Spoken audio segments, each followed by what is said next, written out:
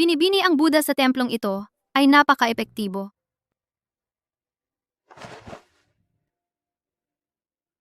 Pagpalainawa ng Buddha. Sana noong araw na iyon sa kuweba. Hindi niya ako nakilala.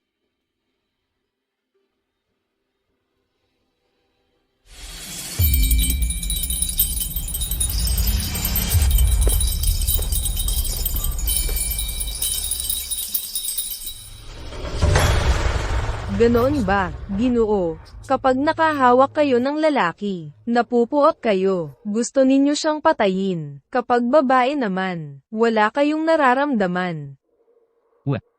Tumitigas pero hindi matigas, nalalanta at walang lakas. Sikat na tawag ay impotent. Balita ang manghuhula sa templong ito ay kayang gamutin ang lahat.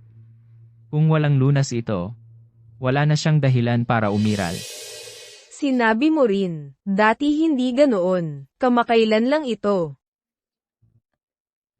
Ginoo. Ito ay may kinalaman sa inyong sakit sa puso.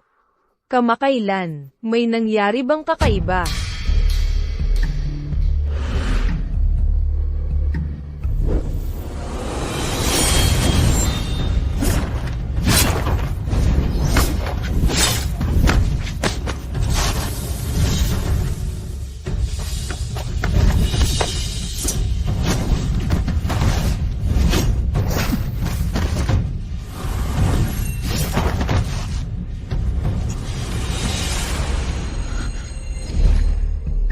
May lason ang palaso.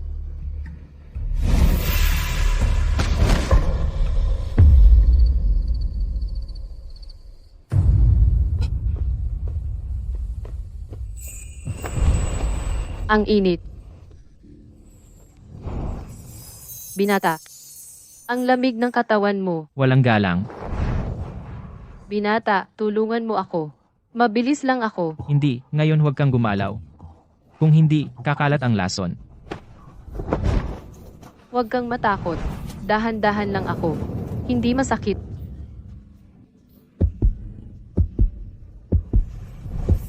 Saan galing ang lalaking ito na gumawa ng ganitong bastos?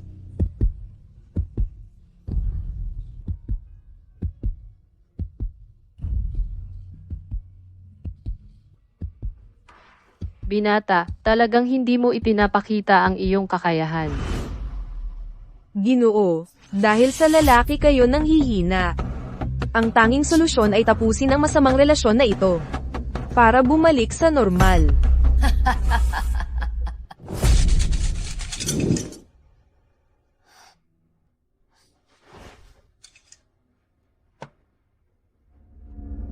Pinakamasamang lot. Tapusin ang masamang relasyon.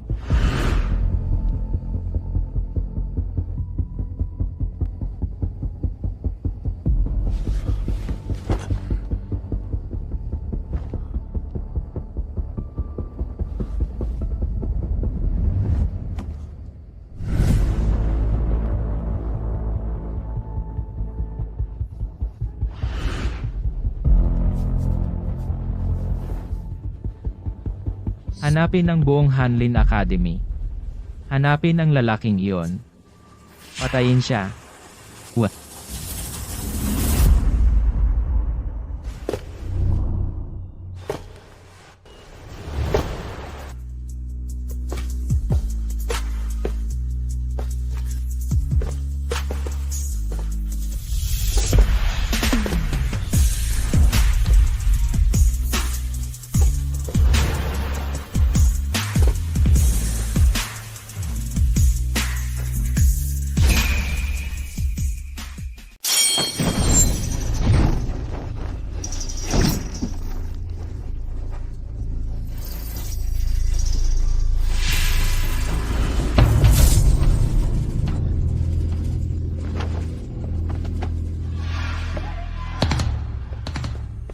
Ma'am, ngayon ang unang araw mo ng pag-uulat sa Hanlin Academy. Ang dakilang Zhuang Yuan, hindi dapat mahuli. Tubig. Tubig.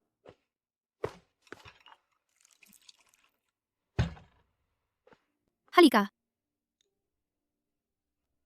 Ang Panginoon ay maagang pumanaw.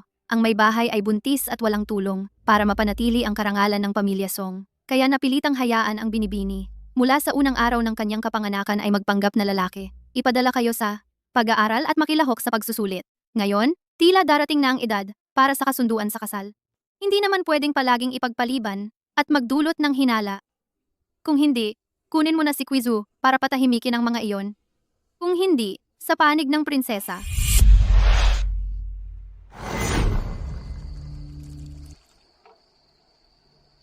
Zhuang Yuan, ayaw mo bang kasama ako magpakasal?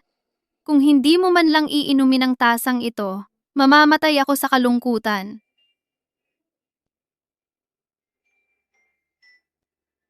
Mahina ang tiyaga ko sa alak. Isang tasang ito lang. Nagpapasalamat sa prinsesa.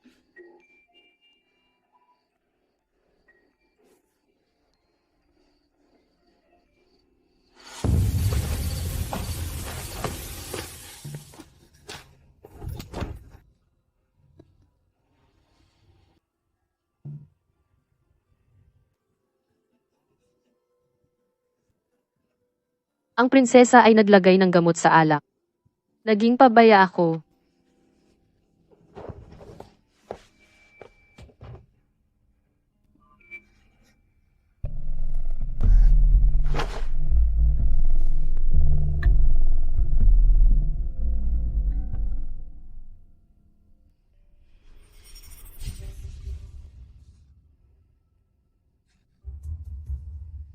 Punong tagapayo. Nagkaroon ako ng relasyon sa kanya. Kung makilala niya ako ang pagpapanggap ko bilang lalaki, di ba malalantad?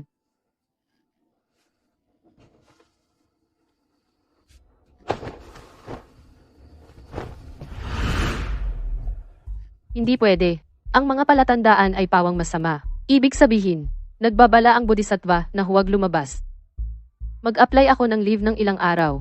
Hindi muna ako pupunta sa Hanlin Academy. Pero ngayon ay ang unang araw mo sa trabaho. Mas mahalaga ang buhay.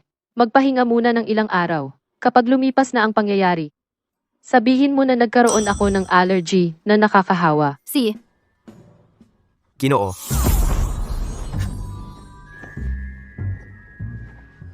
Anong problema? May ipinadala mula sa Hanlin Academy na may mahalagang pag-uusapan na dapat kayong pumunta agad sa tungkulin.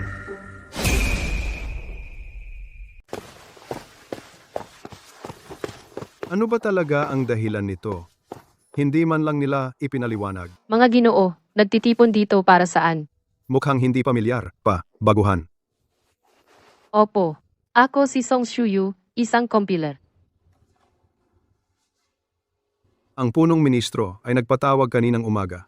Gusto niyang makita ang lahat sa Hanlin Academy, kaya nandito kaming lahat. Punong ministro. Darating ba ang punong ministro? Oo nga, Ay, hindi maganda. Baka isang tingin lang. Makilala na ako agad.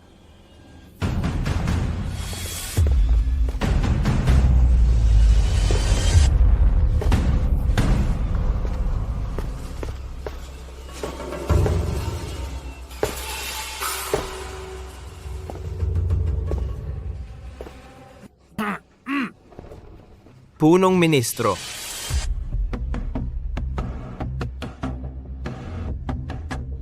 Nandito na ba lahat? Mukhang kulang pa ng ilan.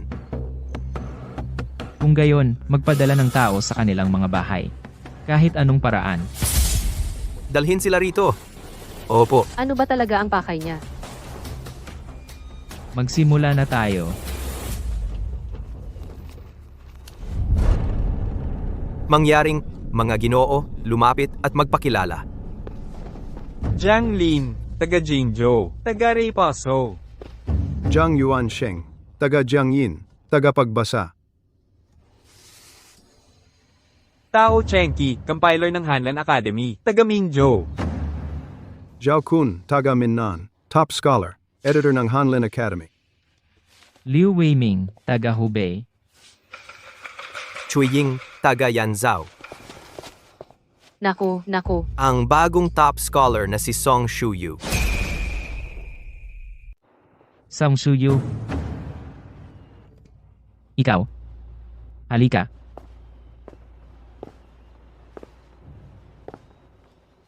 Itaas mo ang iyong ulo. Hindi po ako maglakas loob. Bakit? Kailangan ba kitang puntahan? Talaga?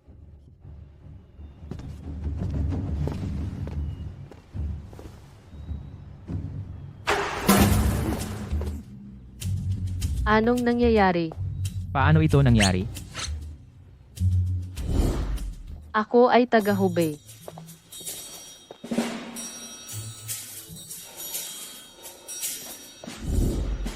Dapat ay naka-leave ako sa bahay.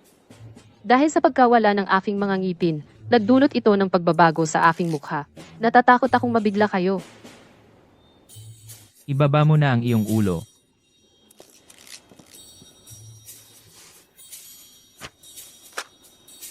Sa ganitong paraan. Isang beses lang kaming nagkita, siguradong hindi na niya ako makikilala.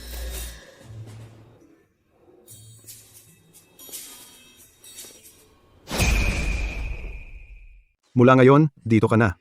Sumama ka sa iba sa pag-draft ng mga kautusan at mag-edit ng mga aklat ng kasaysayan. At saka, mukha mo? Mabilis namang pumayat ang aking mukha sa ganyang katawan. Ginoong Song. Sige, mag-familiarize ka muna.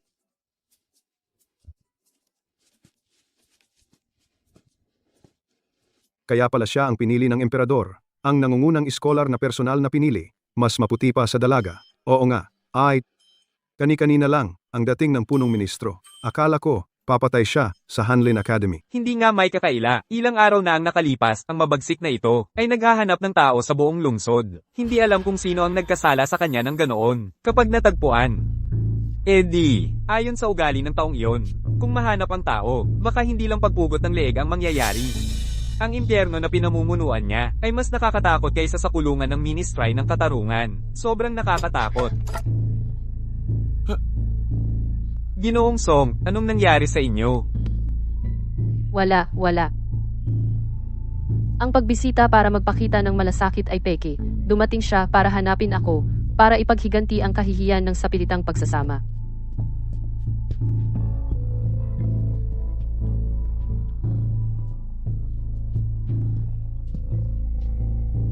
Punong ministro. Lahat ng tao ay narito. Opo. Bakit wala si Ginoong Song? Nasaan siya?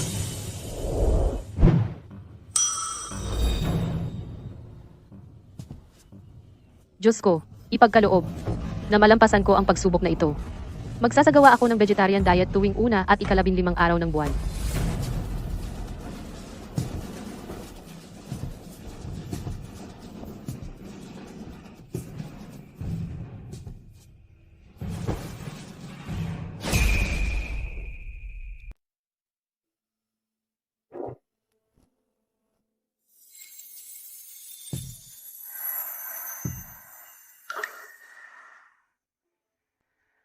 Ginoo, aksidenteng nakapasok ako sa bahay na ito. Sana po ay maging mapagbigay kayo. Huwag na po kayong makipag-away sa akin.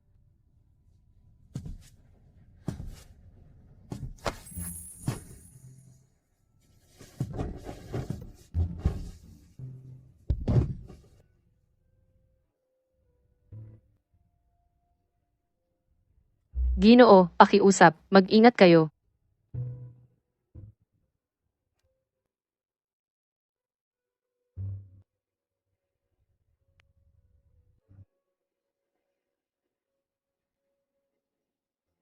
Bakit parang pamilyar ka sa akin? Parang may nakita na akong ganito. Ako ang binibini ng pamilya Song. Ngayon, pumunta ako para maghatid ng gamit para sa aking kapatid. Ang aking kapatid ay ang bagong editor na si Song. Kayo ay magkasamang empleyado. Tayong dalawa, lalaki at babae, mag-isa nagpapalitan ng gamit ng lihim. Maaaring magdulot ng tsismis.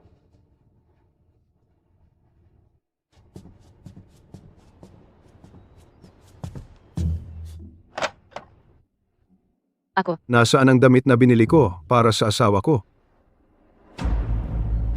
Jianglin, Narito po ako. agad na imbestigahan ang bagong kampeon.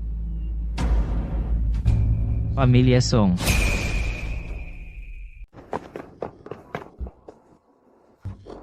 Buti na lang matalino ako.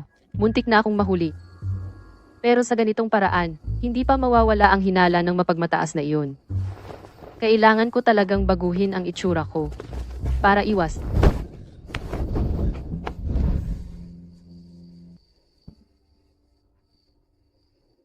Kansei-sa, Shuyu,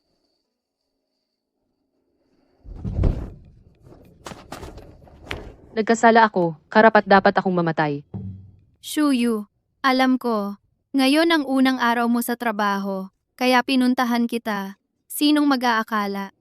Na magkikita tayo rito? Sabihin mo, hindi ba ito ang itinakda? Na pagkakataon para sa atin? Bilang isang prinsesa, hindi ko kayang abutin ang ganoong kataas. Sobrang pinapahiya mo ako, prinsesa. Sinong nagsabing hindi mo kaya? Pupunta ako ngayon para. Punitin ang bibig niya. Naniniwala akong karapat-dapat ka. Karapat-dapat ka talaga. Sang Shuyu, bakit ka umalis nang walang paalam noon? Pinaalala mo ako. Kung hindi mo ako dinrog mo, hindi ko sana makikita ang demonyong iyon. Tinititigan mo ako ng ganyan? Nahihiya naman ako. Kansei-sa, ako, may trabaho pa ako. Gusto kitang samahan. Sinong maglalakas loob sa academy? Lakad.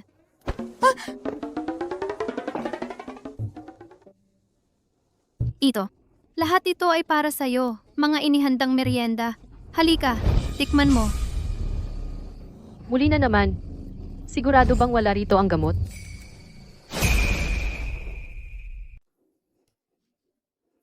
Prinsesa, ako'y may mahalagang bagay pa talaga. Hindi ako makakasama. Sige, kumain na kayo. Paumanhin po.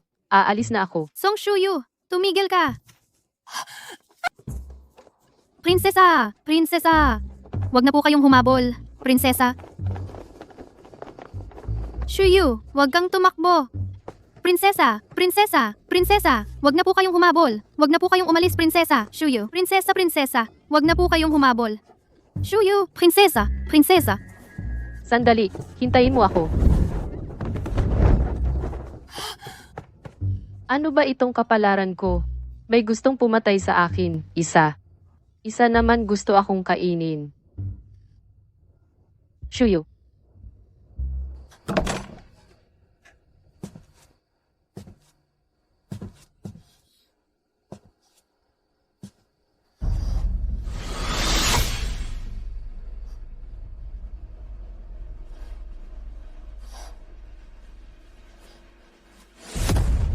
Ikaw pala, papatayin kita. Maawa kayo, Ginoo. Aksidente lang iyon. Noong araw na iyon, wala akong choice. Kung nagkasala man ako, maging mabait po kayo. Tahimik.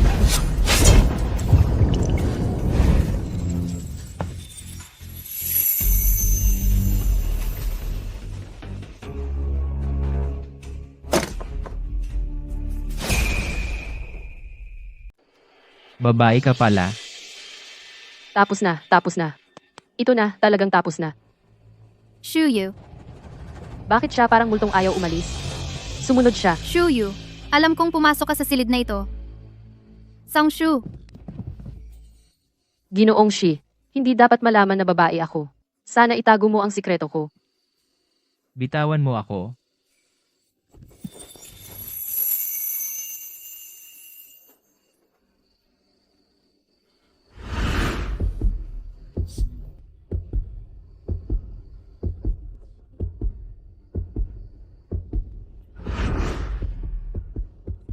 Ang katawan ko. Nagkaroon ng reaksyon. Ano? Anong bagay ang tumutulak sa akin? Song Shuyu, alam kong nandito ka sa loob. Papasok na ako.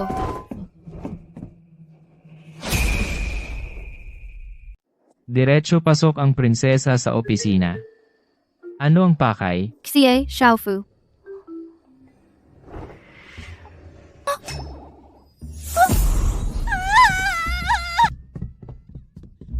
Ano ang problema, prinsesa? Xie Xiaofu. Gusto pala niya ang kapwa lalaki? Kaya pala, sa loob ng maraming taon, wala siyang babae sa tabi niya. Pero napakalaswa naman ito. At sa Hanlin Yuan pa. Nadumihan ang aking mga mata.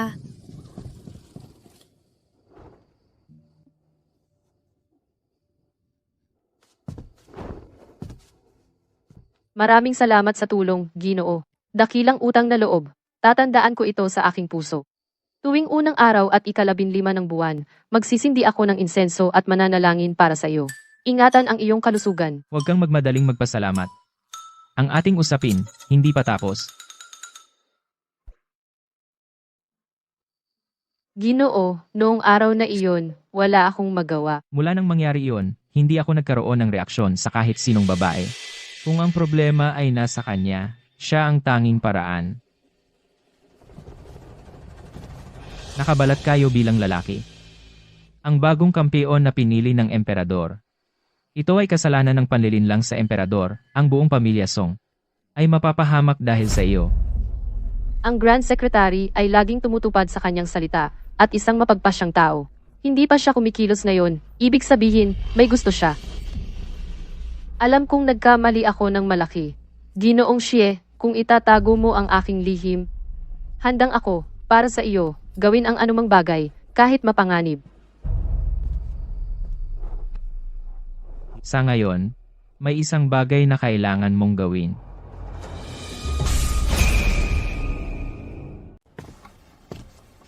Binibini, saan po kayo nagpunta kagabi?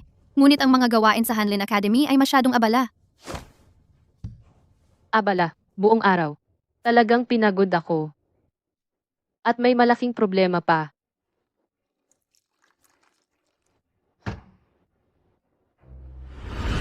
Sa ngayon may isang bagay na kailangan mong gawin. Magsabi po kayo, Ginoo. Kung kaya ko lang, gagawin ko ang lahat. Kailangan kong gawin mo ang lahat ng trabaho ng personal na katulong. Ano? Kung may kailangan ako, dapat laging handa. Alagaan ako sa pagligo at pagpapalit ng damit kahit. Alagaan sa pagtulog. Siyempre, hindi ako pumipilit. Pwede mo ring hindi gawin.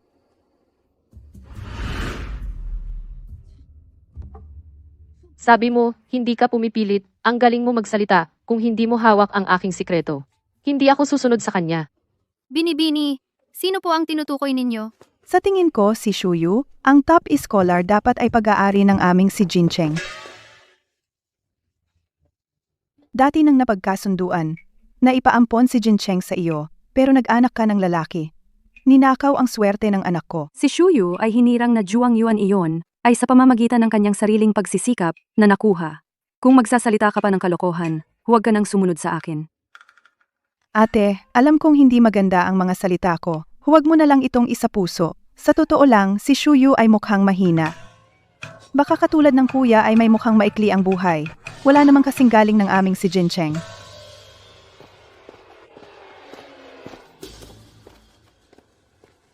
Sa araw-araw, parang babae kumilos. Sa liwanag ng araw, nakasara ang mga bintana at pinto, tiyak na may problema. Baka mahuli ko siya sa pagkakamali at mapahiya siya. Ang angkan ng Song ay magiging sa aming si Jincheng na lang. Dumating si nanay at si tiyahin. Titingnan ko po.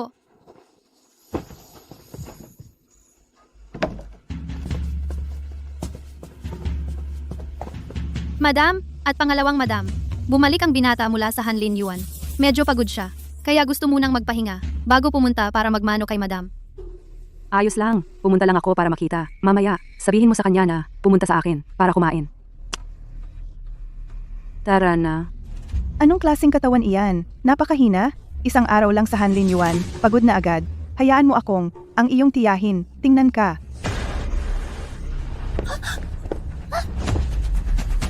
Wag! Ikalawang madam,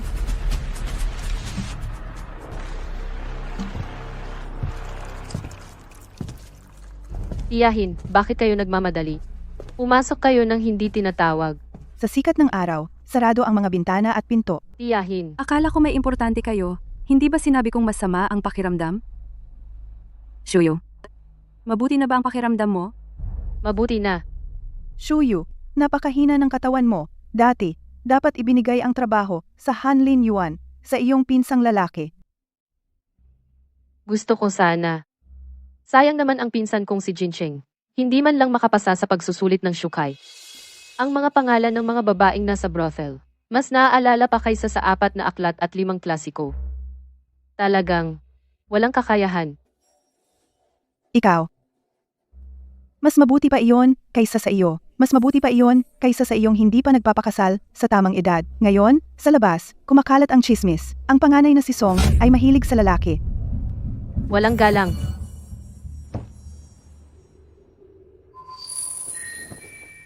Kung hindi kayo marunong humawak ng inyong bibig, ang inyong bibig, hindi ako magdadalawang isip na kumuha ng isang tagapayo ng kababaihan para turuan kayo ng maayos. Ginoo, nagpadala ng imbitasyon ng tahanan ng punong ministro. Iniimbitahan kayo sa Liupang Garden para dumalo sa piging.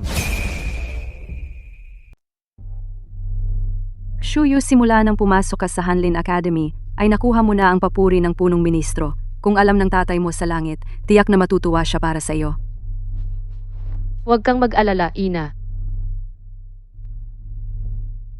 Si Wen lang. Baka may binabalak siya. Ruyi, ang piging ng punong ministro ay isang bihirang magandang pagkakataon. Kung sa loob ng handaan ay mapansin ka ng punong ministro.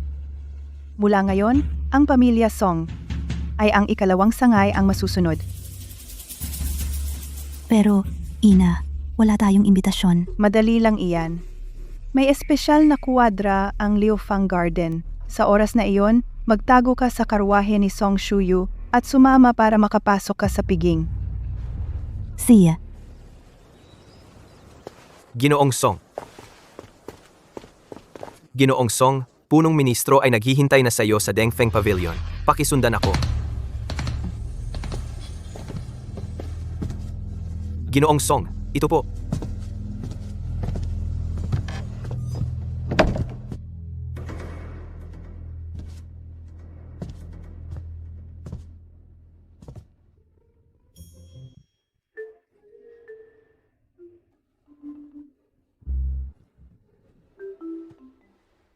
Ginoo, Nagnanakaw ka ba? Moto.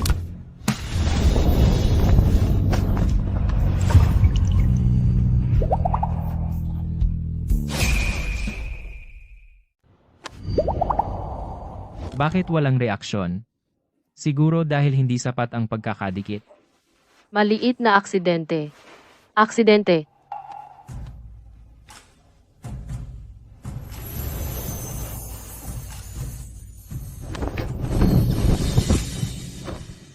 Pasayahin mo ako. Kung gusto mong mabuhay, gawin mo ang sinabi ko. Pasayahin mo ako. Baka hindi pa ako gising. Nagkaka-hallucination na ako.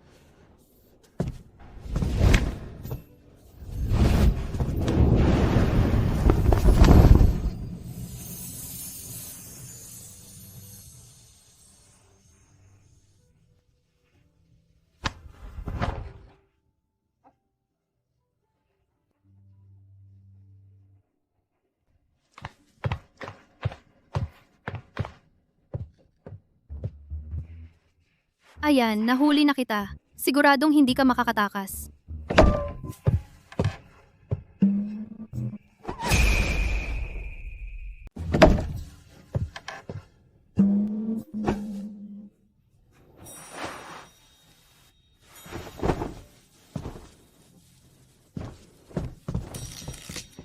Ikaw. Bakit lagi kong na-e-encounter ang ganitong bagay? Nasisira na ang mata ko.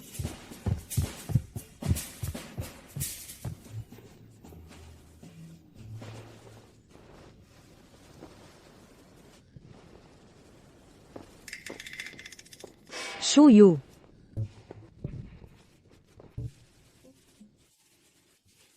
Akin sa isa. Ang hirap kang hanapin na. Prinsesa, sumunod ka sa akin.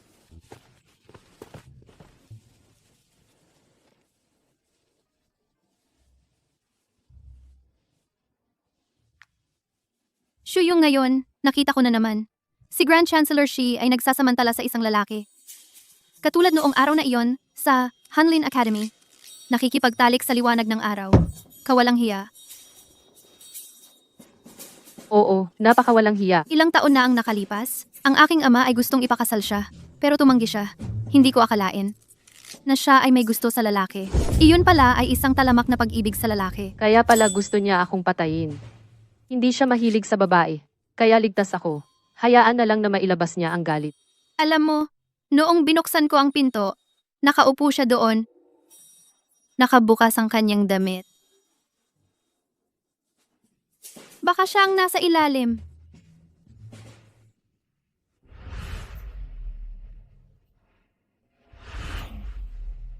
Tama ka, prinsesa. Ang ganda-ganda mo. Kailangan mong lumayo sa kanya. Ang lalapit sa uling ay madudumihan. Natatakot ako na baka masira ka niya. Mabalasik at makitid ang isip. Tama, kailangan lumayo. Shuyu, tikman mo ito. Ito ay ipinagawa ko sa Royal Kitchen para sa iyo. Tikman mo. Bakit hindi ka kumakain?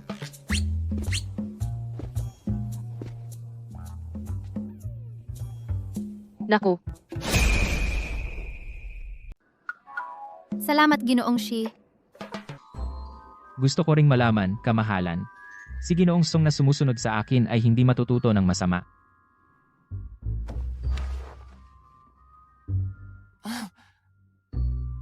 mali ang narinig ninyo, Ginoong Shi. Napakapalad ko na maturuan ninyo ako, Ginoong Shi. Abala kayo sa maraming bagay, Ginoong Shi. Bakit kayo may oras para makinig sa tabi-tabi? Dahil pumunta kayo sa Liufang Garden, kamahalan, natural na aalagaan ko kayo ng mabuti. Kung hindi kayo magsasaya, kasalanan ko iyon.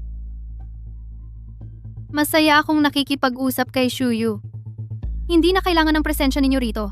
Umalis na kayo. Kamahalan, mukhang napakalapit ninyo ni Ginoong Song. Siguradong kilalang kilala ninyo siya. Siyempre naman. Si Shuyu ay tapat at walang daya. Dalisay ang puso, parang sikat ng araw at hangin. Maliwanag at malinis. Tunay na tapat si Ginoong Song, isang pambihirang tao. Siyempre naman. Kamahalan, Ginoong Xie.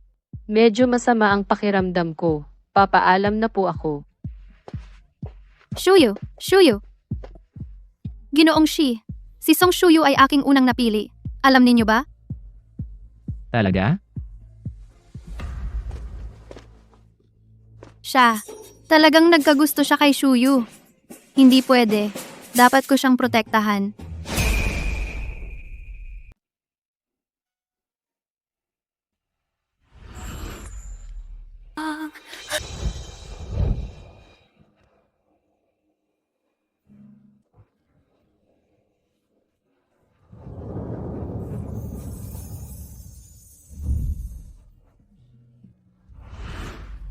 Naapektuhan ako ng isang babae. Madaling naapektuhan ang aking damdamin. Baka dahil noong gabing iyon sa kuweba. Ginoong Siemei, isang alilang babae, sabi niya ibabalik ang inyong damit. Papasukin mo siya.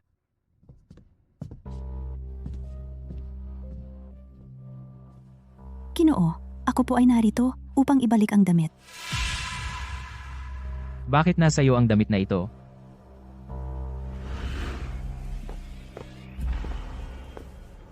Nasaan na ba si Ginoong She?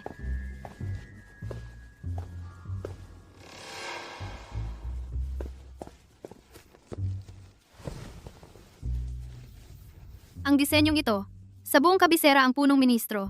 Siya lang ang makakaburda nito. Talagang madaling makuha ng walang pagsisikap. Nakita mo ba si Ginoong Shi? Hindi ko nakita. Nakita mo ba si Ginoong Xie? Gusto ko sanang ibalik ang damit sa kanya. Wala.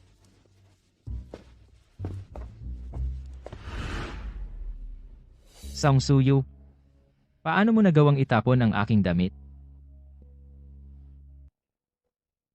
Ikaw. Halika rito.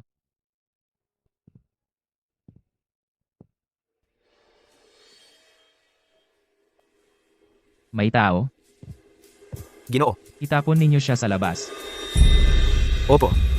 Lakad. Lakad. Ginoo, Kahit may nararamdaman ako kay Song Shuyu, Ngunit sa ibang mga babae, parang ganoon pa rin. Kasong, noong nag-aaral ka pa lang, alam ko nang matalino ka. Pumasok ka sa top 3 at naging bagong kampyon.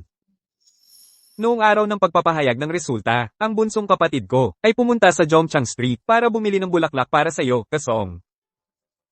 Itong kapatid kong babae, talaga namang mas pinapaboran ng iba kaysa sa pamilya. Ako, bilang kuya, pumasa bilang Jinshi, hindi ko siya nakita na ganyan kasaya. Kalu, napakatalino mo rin. Ay, hindi naman. Shuyu, huwag ka nang magpakamahinhin. Ngayong ikaw ang bagong kampyon. Hindi mo ba kami dapat i-treat ng alak? Hindi ba? Oo. Kung gayon, uminom muna ako ng tsaa bilang kapalit ng alak. Sige. Kasong, anong nangyari sa'yo? Wala. Tumawag kayo, magdala ng tsaa para kay Ginoong Song. Oo, ikaw nga. Song Shuyu, Saan ba nagmula ang alilang ito? Napakawalang galang. Pinangalanan mo pa ang pangalan ni Ginoong Song. Malamang, walang tamang pagpapalaki. Kalu, huwag kang magalit. sino ang sinasabi mong walang pagpapalaki? Ano ba itong lugar na ito? Para kang magwala, magtimpla ka na ng tsaa.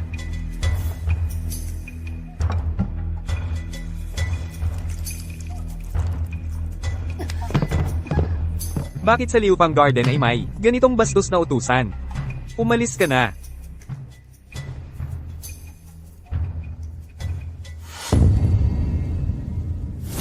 Bakit may dugo dito?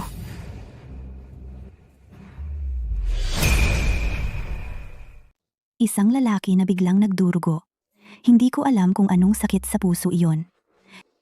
Tingnan mo, hindi kita huhubaran ng balat mong mabaho. Ginoong Song, ano ang nangyari sa iyo? Ang ingay mo. Anong klaseng asal ito?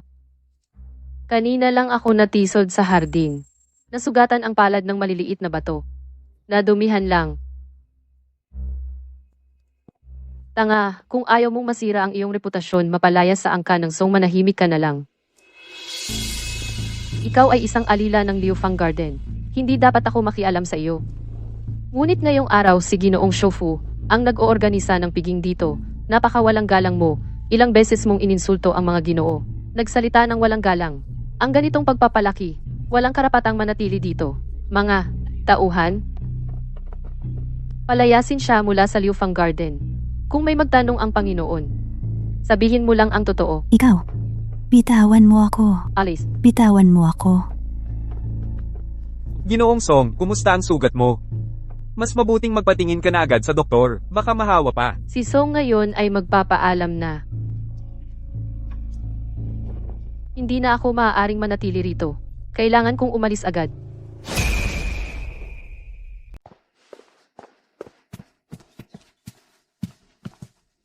Binibini, May regla na ako.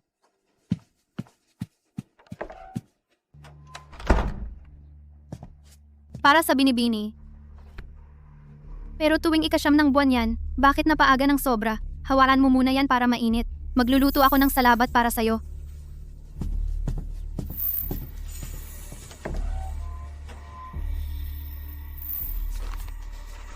Bakit 50 tael pa rin? Sabi ng asawa ng panganay, ang handaan para sa paghanap ng asawa ng panganay na anak, noong 1 taon lang ginawa. Ngayong taon, kung gusto mo ulit, ikaw na dapat ang maglabas ng pera. Naging pangunahing scholar si Song Shuyu. Ilang daang tael ang nagastos. Ang kinabukasan ng anak ko, ayaw nilang gumastos kahit 1 tael. Ang laki ng pinapaboran, paano nila pamamahalaan ang angka ng Song? Nay, anong nangyari sa'yo? Hinampas ako ni Song Shuyu sa harap ng lahat at pinagtabuyan ako palabas ng Liufang Yuan. Tingnan mo tong mukha ko at tong kamay ko. Hinampas ka niya? Baliktad na ang mundo. Binibini, bumalik na ang pangalawang Ginoo. Sabi ng mga alipin, mukhang hindi maganda ang kanyang itsura. Putla na putla. Pagpasok sa silid, diretsong nagsara ng pinto at hindi lumabas. Ni hindi nagmano sa asawa ng panganay. Nay, noong nasa Liufang Yuan ka, may lumabas na dugo sa kanyang ibabang bahagi, nadumihan ng upuan. Sasabihin ko pa lang, binugbog niya ako. May tiyak na dahilan yan. Baka nagkasakit siya ng masamang sakit. Masamang sakit? Aling Liu, bumili ka ng isang aliping babae na hindi kilala rito at ilagay mo sa bahay ng panganay. Opo. Sa pagkakataong ito, kahit gaano pa katibay ang bahay ng panganay, hahawakan ko ang kanyang kahinaan at ilalabas ko ito.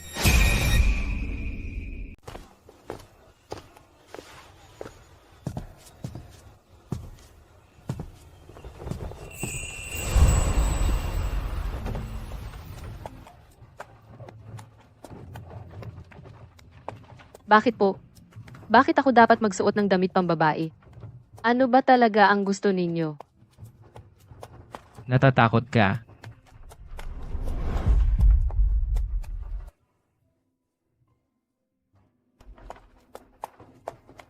Noong una, sa harap ko nag-aapak-apak. Ikaw? Aksidente yon. Sigurado, hindi na mauulit.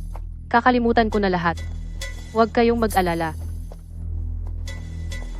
Sinabi mo, gagawin ko ang lahat, kahit sa apoy o tubig. Umatay o magsunog. Bawal ang labag sa batas. Ako ba ang nagbigay sa'yo ng ilusyon na makikipag-bargain ka sa akin? Si. Patayin na kita.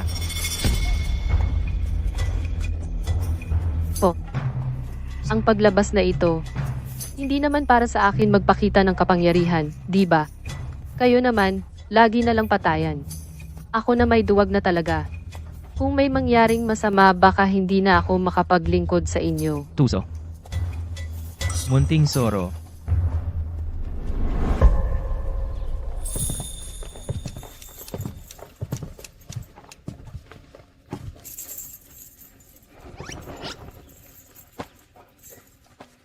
Ngayon, i-inspeksyonin ang bangko. Hayaan mong makita ko ang galing mo. Bago magdesisyon kung ang ulo mo dapat bang manatili sa leeg mo.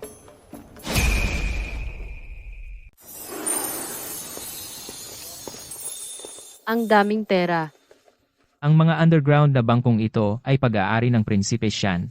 3 taon na ang nakalipas, natuklasan ng mga tao ko na nagdedeposito rito, at ang tubo ay mas mataas ng 50% kaysa sa iba.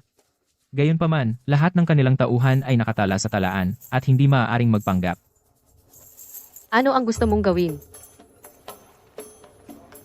Ang iyong pagkakakilanlan ngayon ay asawa ng isang mayamang negosyante, asawa ng isang mayamang negosyante. May pera kang idedeposito sa bangkong ito, bilang isang babae, tingnan mo kung mapapakawalan nila ang kanilang pag-iingat, alamin ng mabuti ang paraan ng kanilang pagtutuos ng interes.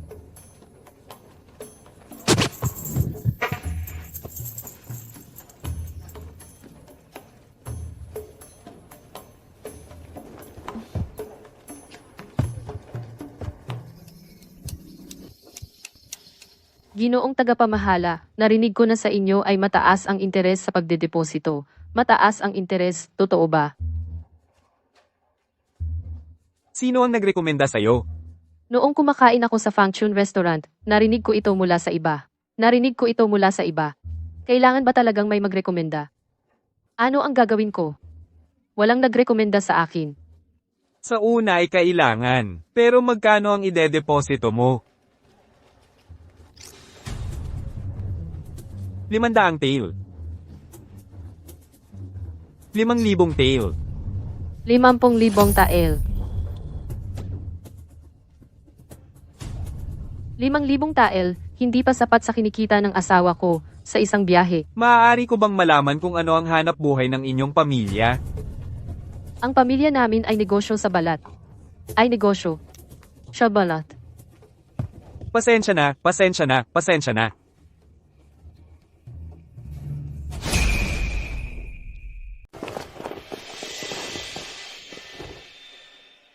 Nagtanong? Mali ang kalkulasyon nila. Siguradong ginamit nila ang pera ng customer para sa masamang negosyo. Upang sa maikling panahon, kumita ng 50% na tubo. Kung hindi, parang charity na lang ang bangkong ito. Nakita ko ang ledger na kanyang tiningnan. Ang pera na inilabas ang karamihan ay patungo sa Longzhou at Changting. 2 lugar na ito ay mayaman sa iron ore at asin. Ang bilis mong matandaan. Akala niya mabilis siya, hindi ko maaalala. Sino ba ang may photographic memory? Ako. Photographic memory. Ang galing ng memorya mo. Siguradong maraming bagay na naaalala mo ng mabuti. Ang makipag-usap sa taong ito, isang maling salita lang, madali kang mapahamak.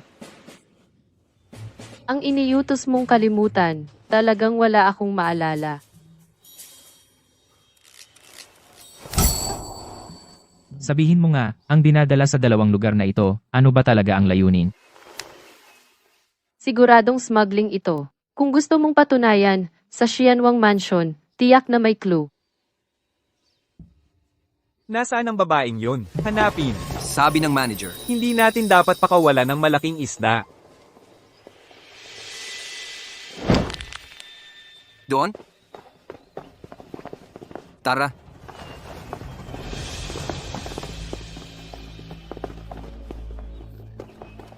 Prinsesa,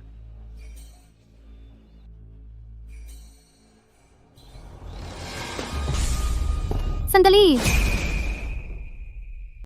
Teka,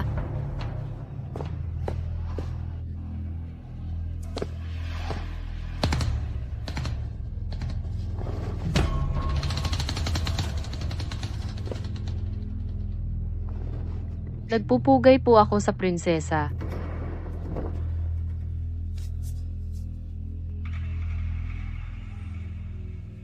mukha kang talagang maganda. Mas maganda pa kay Song Shuyu. Si Song Shuyu ay kapatid kong lalaki. Ganun pala. Kaya pala magkamukha kayo. Muntik na akong magkamali. Ang pamilya ninyong Song ay magaganda ang itsura.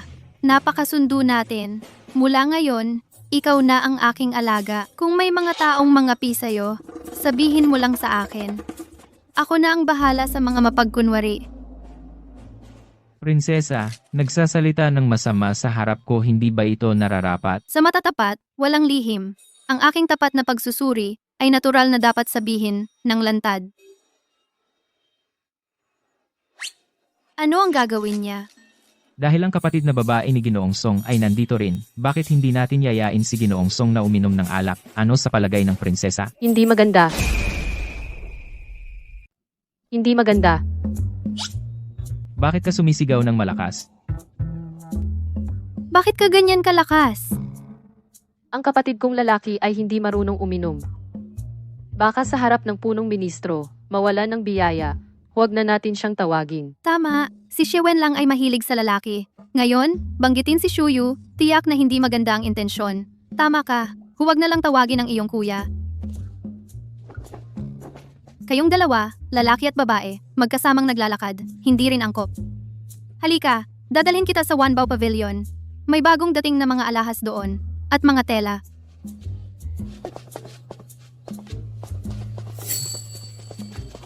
Ang walang utang na loob, parang aso.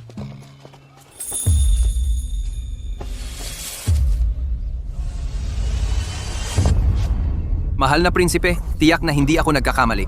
Ang babaeng iyon, kamukhang kamukha ni Zhuang Yuan Lang Song Shuyu, kasama ng punong ministro, lumitaw, malapit sa bangko. Hindi ito nagkataon lamang. Kung ganoon, gumawa ka ng pabor para sa akin. Gusto kong personal na anyayahan si punong ministro Xie.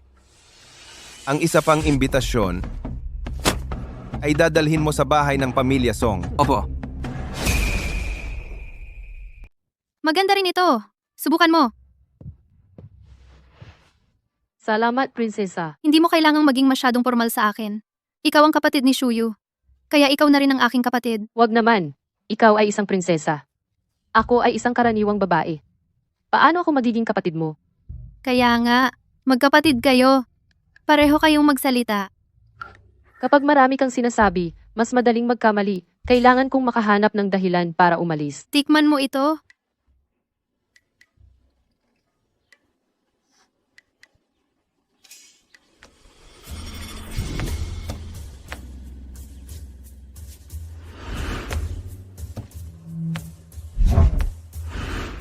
Ikaw at ang iyong kapatid na lalaki. Talagang magkamukha kayo. Pareho pa nga ang ugali. Matagal na tayong magkasama. Maaaring may pagkakatulad. Mahal na prinsesa. Gabi na. Kailangan ko nang umuwi.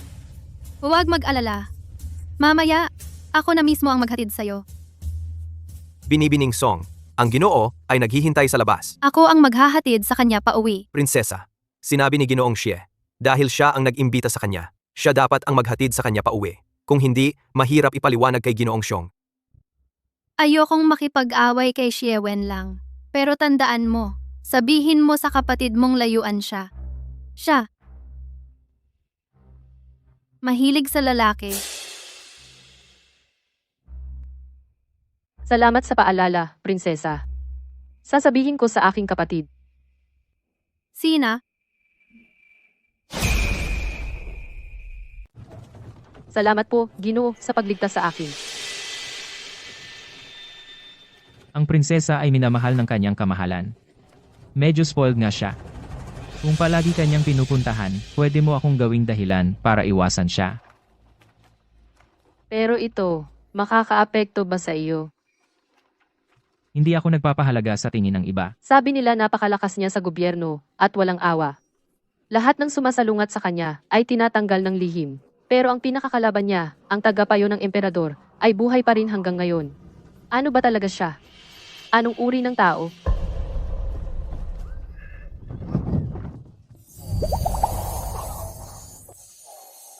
Pasensya na. Ginoo, okay ka lang ba? Wala.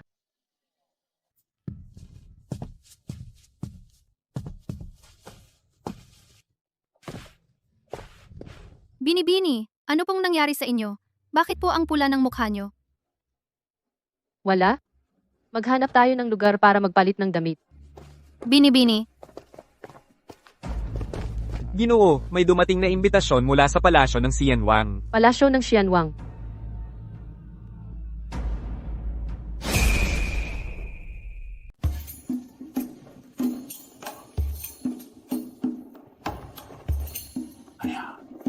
Ang sayaw na ito. Sumasayaw ng maganda at nakakaakit. Inom. Ang alak kasama ang dilag. Lalong gumagana ang diwa.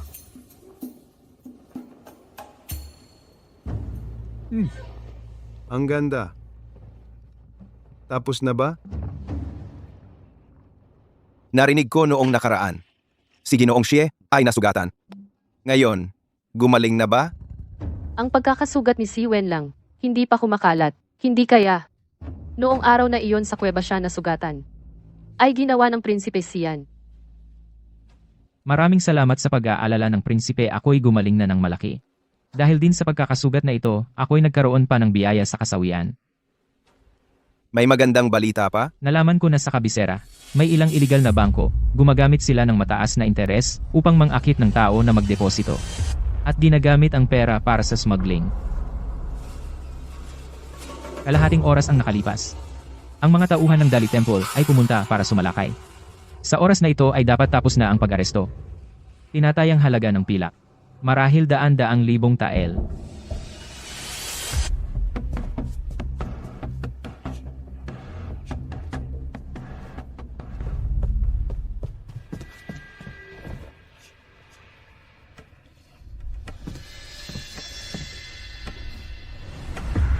Mahusay, si Ginoong Xie.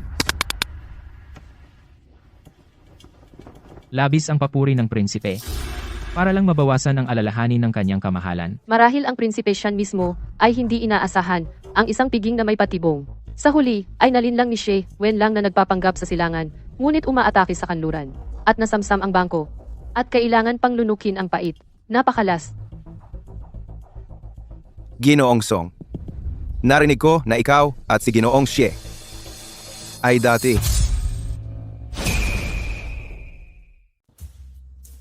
Paano ko po kayo mapapantayan?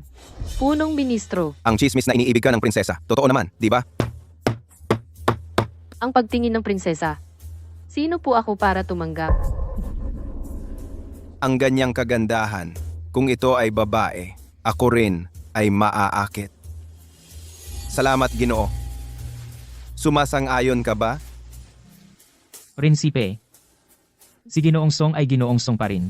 Itinalaga ng emperador ay hindi kayang tiisin ang biro ng prinsipe. ang ganitong biro.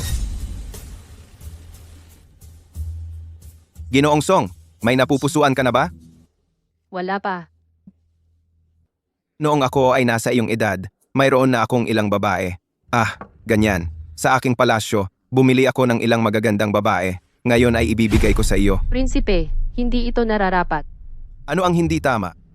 Ikaw ay hindi pa kasal hanggang ngayon. Wala kang kahit sinong babae sa tabi mo. Wala. Kung tatanggihan mo ang lahat ng magagandang babae, baka pag-usapan ka ng mga tao.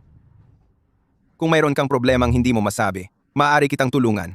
Tawagin ang manggagamot ng palasyo para suriin ka. Ang bagong mga pumasa sa eksamen ngayong taon, lihim na si Prinsipe Xian, nakakuha ng suporta ng ilang tao. Kung tatanggihan ko, ay sinasabi kay Prinsipe Xian, ako ay nasa panig ni Xiwen lang. Ang iyong pagpapahalaga, Prinsipe, nagpapasalamat na ako ng maaga.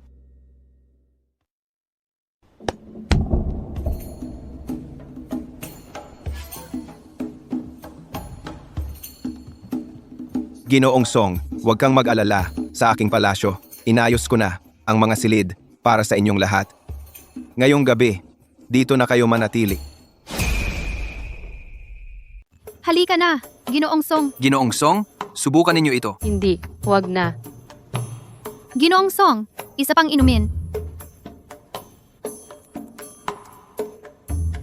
Tara,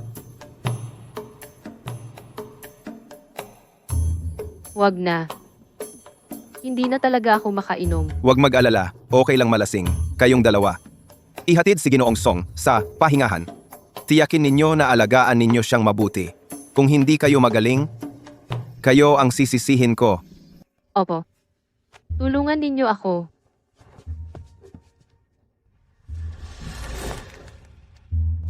Ginoong Xie, ako, ang prinsipe, ay nag-aalay sa iyo. Ako dapat ang mag-alay, Ginoo. Si Ewen lang. Talaga namang hindi mo ako tinulungan.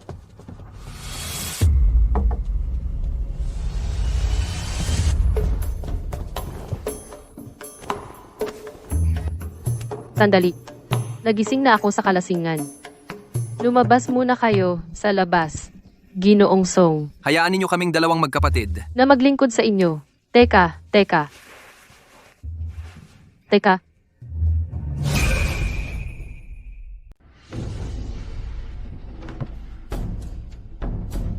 Prinsipe, hindi ko na kaya ang alak. Alis na muna ako. Ako rin ay halos. O tao, ihatid si Ginoong Xie sa kanyang silid.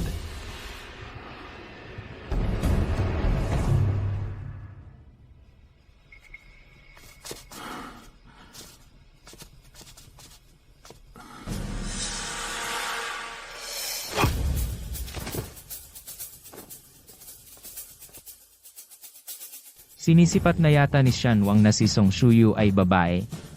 Kaya't maraming pagsubok ang ginawa. Sandali lang. Mabuti naman. Binibini. Gusto mong dalhin ang bagay na ito sa palasyo ni Xian Wang? Si Shan Wang ay pabago-bago ang ugali. Sino ba ang nakakaalam ng kanyang pakana? Tulungan mo akong itali ito. Opo.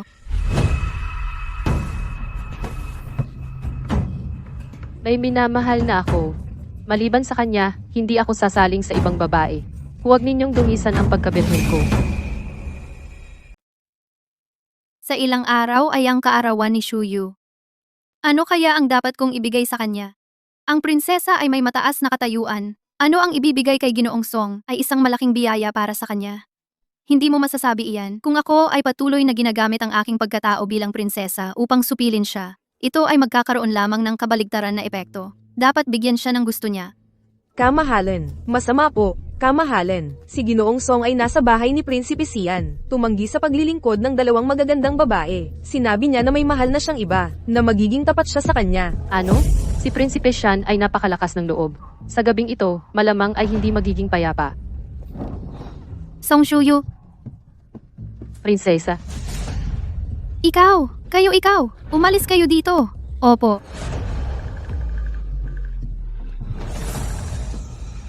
Sabihin mo, sino ba talaga ang gusto mo? Prinsesa, kailan po ako?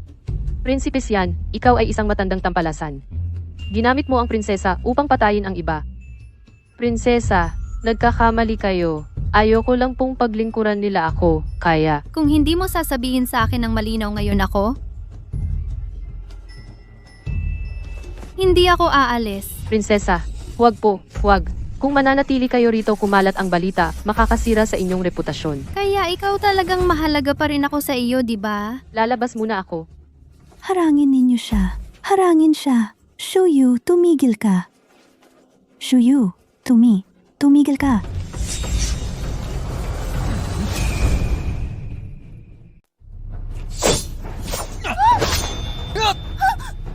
Mag-ingat ka, prinsesa.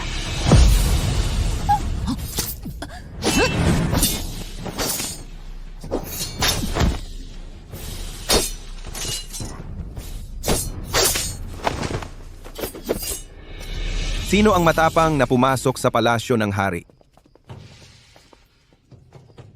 Ano ang nangyari? Pumasok ng walang pahintulot sa palasyo ng hari. Hulihin sila. Opo. Sandali.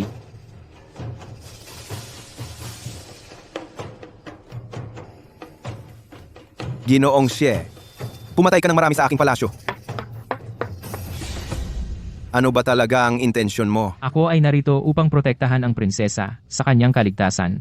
Kung hindi ako, malamang ay pumunta ka sa palasyo sa gabi upang ipaliwanag sa kanyang kamahalan.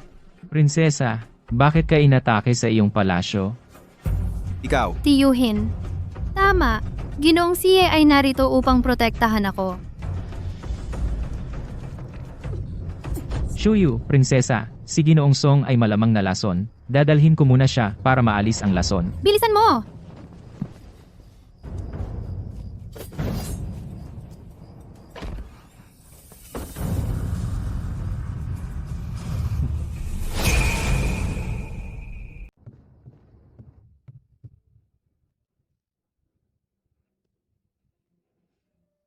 Nasa labas ang mga tauhan ko, huwag kang mag-alala. Ang dapat unahin ay ang gamutin ang sugat.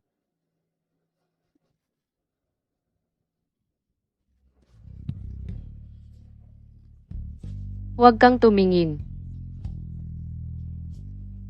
Ang hangganan ng lalaki at babae, higit pa sa buhay, ay napakahigpit na pagkakatali at hindi maayos ang daloy ng dugo. Kailangan munang tanggalin ang mga ito. Kung malantad ako ngayon, nakikiusap ako, Ginoo, na itapon mo ang aking bangkay sa bangin upang mapanatiling ligtas ang aking pamilya.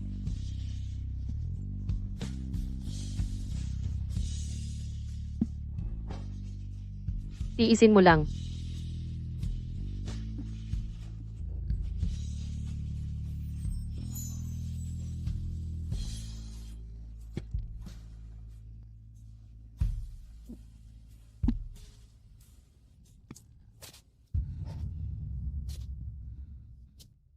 prinsesa, huwag kang magmadali. Si Ginoong Xie ay may kaalaman sa sining ng medisina, pero hindi kasing husay ng mga manggagamot sa palasyo na may karanasan, kaya't ang bagal ay normal lamang. Bumalik ka agad sa palasyo at dalhin ang manggagamot dito. Opo. Kung gayon, hindi pa ako nakakita na si Ginoong Xie ay labis na nagmamalasakit sa isang tao. Mukhang talagang pinahahalagahan niya ang Song Juangyuan.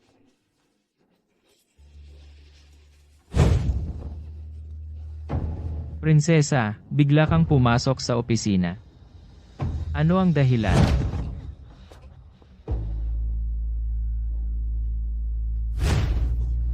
Ako ay naging hangal. Paano ko hahayaan ang dalawang ito na magkasama sa iisang silid? Hindi pwede. Parang tupa na pumasok sa bibig ng lobo, di ba?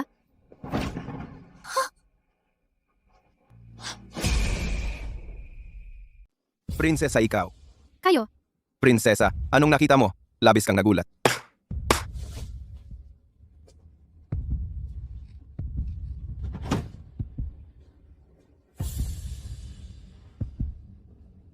Sira. bilisan mo at magbihis ka na. Bakit pumasok ang prinsesa? Anong gagawin dito? Pero ang sugat ni Jisong ay masyadong malala. Hayaan mo na si Tiyuhin ang bahala. Sirain ang pinto para sa akin.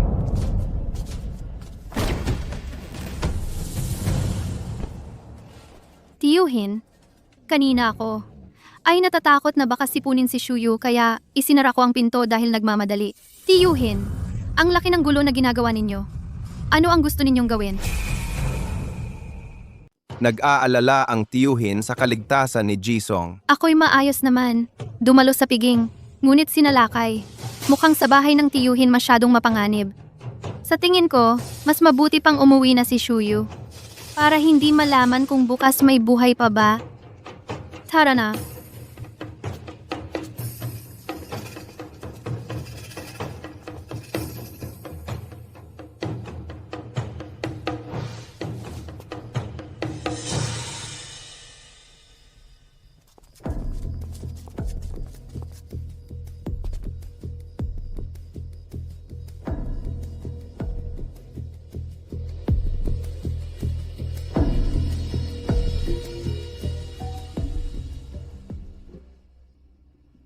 Maraming salamat, prinsesa. Ngayon, iniligtas mo ako. Ituturing na bayad.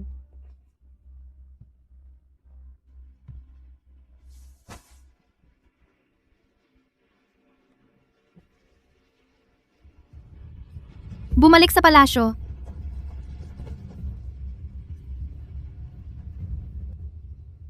Sasamahan muna kita pauwi. Si Tiyuhin ay nagbigay ng magandang babae at ginamit ang kamay ng prinsesa. Marahil ay sa aking pagkakakilanlan ay may pagdududa na. Dahil sa kanyang ugali, malamang ay susubukan pa. Siya ay tuso. Kanina, ang prinsesa sa bahay ni Tiyuhin ay hindi nagsabi ng diretsyo, marahil ay may sariling plano. Ayon sa ugali ng prinsesa, kahit na mabisto ang lahat, siguradong pupunta muna siya sa iyo.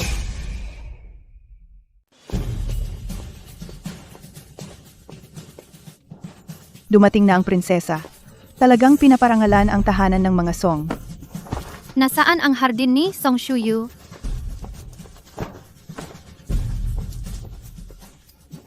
Si Shuyu ay may sakit at nagpapagaling. Nakaratay sa kama. Napakataas ng inyong katayuan. Kung maaari, hintayin na lang na gumaling siya. Pagkatapos, siya mismo ang haharap sa inyo. Hindi lang siya makikita ng ako, kundi tatanungin ko rin siya ng personal. Alam ba niya kung ano ang kahihinatnan ng panlilin lang sa akin? Prinsesa?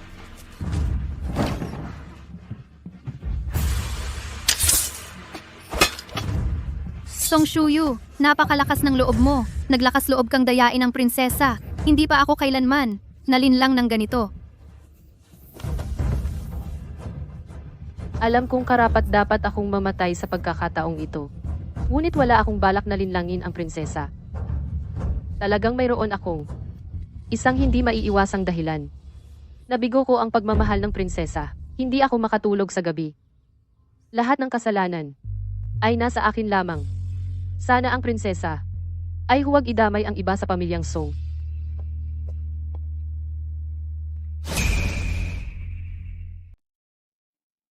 Yun lang ang narinig ko.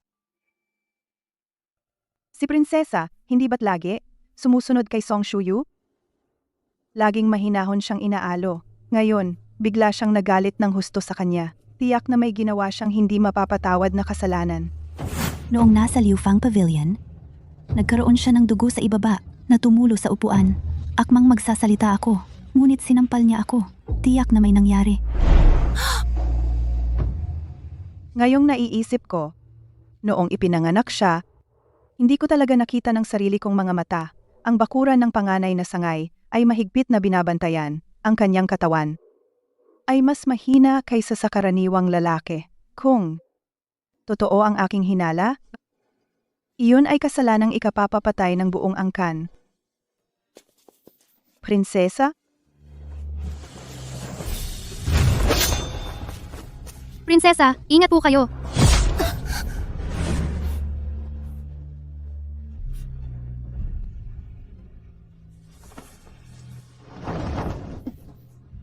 Song Shuyu, akala mo ba hindi ko kaya?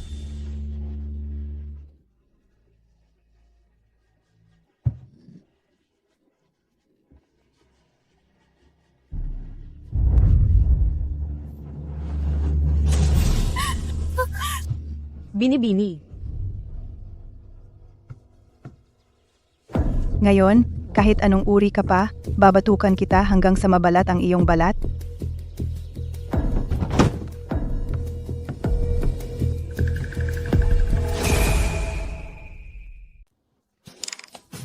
Ma'am, ano po ang gagawin ninyo? Umalis ka. Ma'am, hindi pwede.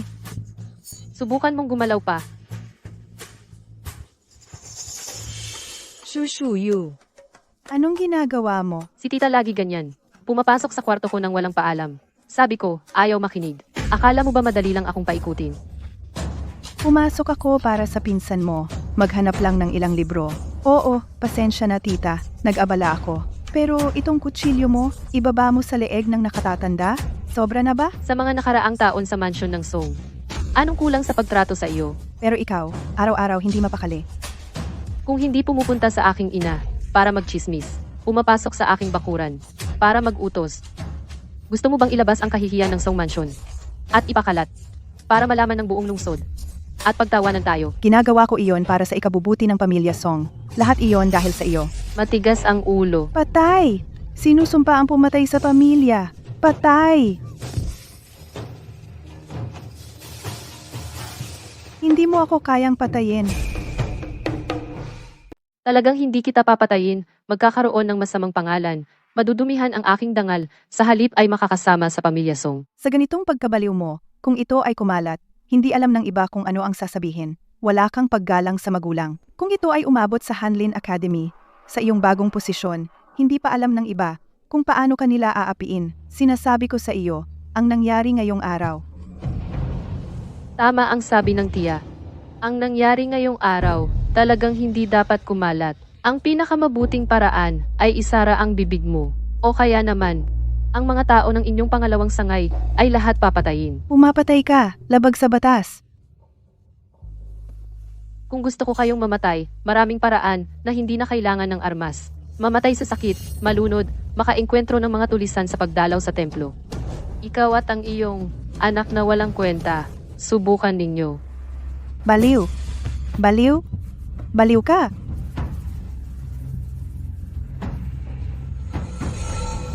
Baliw na baliw, baliw.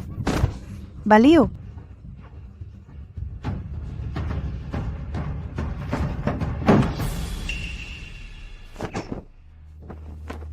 Ngunit ito rin ay nagpapatunay ng aking hinala. Dala ang ganitong sekreto. Mas mabuti pang mamatay na lang. Mamatay ng maaga. Ang pamilyang Song na ito ay magiging pag-aari ng aking anak.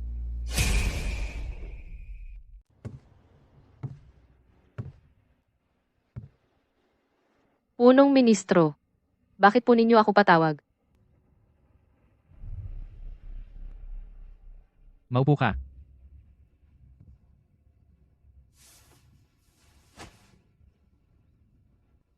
Hindi po ba para paglingkuran kayo? Ang dahilan ng pagtawag ninyo sa akin ngayon? Huwag magsalita habang kumakain.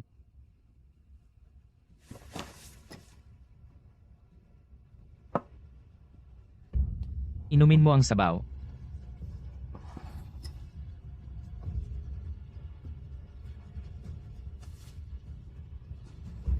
Ginoo? Ito ang gamot sa sugat mula sa Imperial Hospital. 3 beses sa isang araw. Nakakatulong ito sa paggaling ng sugat. Maraming salamat po, Ginoo. Ito ay insenso para sa katahimikan. Siguro kailangan mo ito ngayon. Nag-aalala lang po ako tungkol sa prinsesa. Ang prinsesa ay may tunay na pagkatao. Palagi siyang diretso. Ngayon, ayaw niyang makakita ng kahit sino. Malamang galit pa siya. Song Shuyu, totoo ang pagtingin ko sa'yo. Binigo mo ako. Kung maaari lang na hindi madamay ang aking pamilya, handa akong sumailalim sa anumang parusa ninyo. Sobrang galit mo ako. Hindi na kita kakausapin. Kasalanan ko ang lahat. Darating ang tamang pagkakataon. Huwag kang mag-alala. Hindi kita pababayaan. Akala ko nagbago ka na, pero kailangan pa rin. Ako lang ang mag-aasikaso. At kailangan pang magpalit ng damit. Ano bang problema? Siyempre, si Song Da. Si Miss Song, para sa Panginoon, ay napakahalaga. Mahalaga, Noong dumating kayo, malamang nakita ninyo na konti lang ang tagapaglingkod sa bakuran na ito. Lalo na sa bakuran ng Panginoon ako lang. parang. Sa mga huling pagbisita ko, wala akong nakikitang maraming utusan. Akala ko gaya ng sabi-sabi sa labas. Na ang punong ministro ay mapag-aksaya at malupit at walang awa. Sabi rin sa labas na ang nangungunang iskolar ay pinaboran ng prinsesa kaya siya umangat ng mabilis. Tama na, huwag nang magsalita. Ang mga chismis sa labas hindi dapat paniwalaan ng lubusan. Sa totoo lang, ang ating Panginoon ay nahirapan ng husto. Minahal ng Ginoo ang asawa niya at pinabayaan ang legal na asawa. Pagkamatay ng ginang, inilagay ang Panginoon sa liblib na bahay na ito. Noong taong iyon, 12 pa lamang siya. Kumakain siya ng tirang pagkain ng iba. Maging ang mga anak sa labas ay nangahas na yurakan siya. Miss Song? Miss Song? Miss Song? Hindi kayo naniniwala, Miss Song, di ba? Kung sasabihin ito sa iba, walang maniniwala. Ngunit ang ating Panginoon ay pinagdaanan ito. Kung hindi dahil sa takot na pagtsitsismisan. Baka maging ang paaralan ay hindi na pinayagan siyang pumasok. Pagkatapos niyang makapasa sa pagsusulit, tinalikuran niya ang kanyang pamilya at umalis sa ilalim ng dating punong ministro. Pagkatapos ay pinagkatiwalaan ng emperador, binigyan siya ng opisyal na tahanan, kaya nagkaroon siya ng tahanan. Ang kanyang nakaraan ay napakahirap pala. Handa na. Pumasok ka na at mag-asikaso. Miss, tuloy po kayo?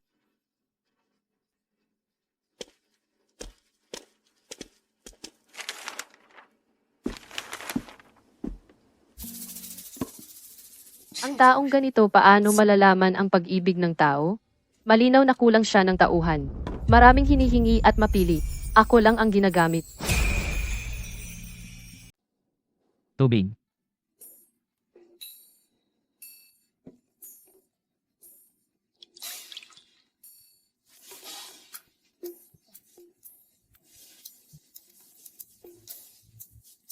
Gilingin ang tinta.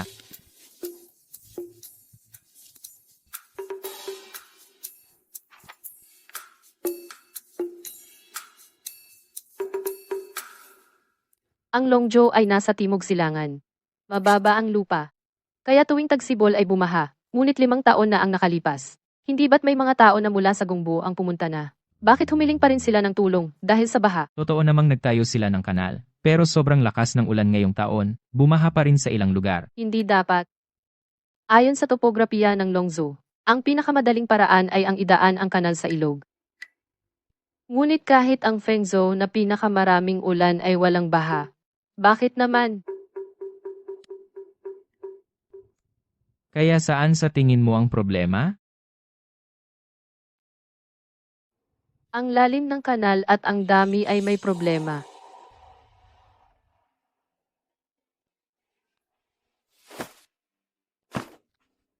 Ang tao sa daan ay parang jade. Ang binata ay walang kapantay sa mundo. Kaya naman lahat ng babae kapag nakita si Binatang Song, ay naaakit sa kanya habang buhay. Ginoo, tulungan mo ako. Matatapos na ako agad.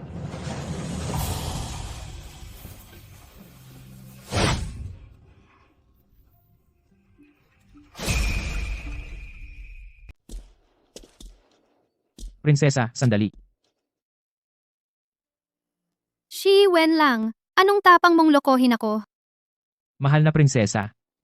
Ngayon ay kaarawan ni Ginoong Song. Ano ngayon? Si Ginoong Song ngayon ay nag-imbita lamang sa iyo upang bumati.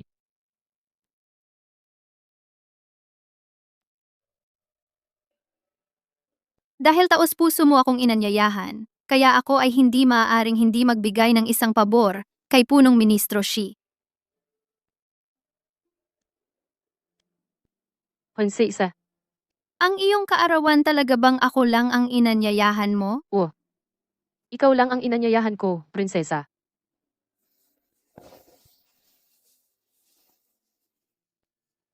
Ngayon ay may tapang ka pang humarap sa akin. Hindi ka ba natatakot na parusahan kita? Alam ko, prinsesa, na tunay kang nagmamalasakit sa akin. Kaya kahit anuman, kailangan kitang makita sa huling pagkakataon. Dito. Upang humingi ng tawad sa iyo. Alam mo na totoo ang aking pagtingin sa iyo. Ikaw pa. Kaya. Ako ang may kasalanan sa iyo, prinsesa. Binigo ko ang iyong pag-ibig. Talaga bang iniisip mo na ikaw ang nagkasala sa akin? Maliban sa bagay na aking pagkatao, na ikinubli ko sa iyo, talagang itinuturing kita bilang aking matalik na kaibigan. Talaga? Kung hindi ka naniniwala, prinsesa, maaari akong manumpa. Anong sumpa? Simula ngayon, ako ang iyong matalik na kaibigan. Alam ko na, sa puso mo, ako ang pinakamahalaga, di ba?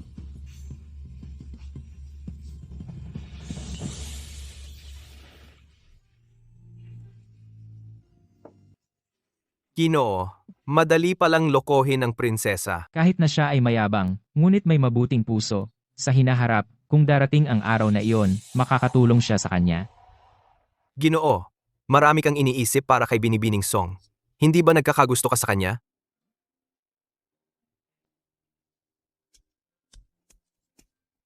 Shuyu, sa susunod na pumunta ka sa palasyo, ipapaluto ko ang tagapagluto ng maraming masasarap para sa iyo.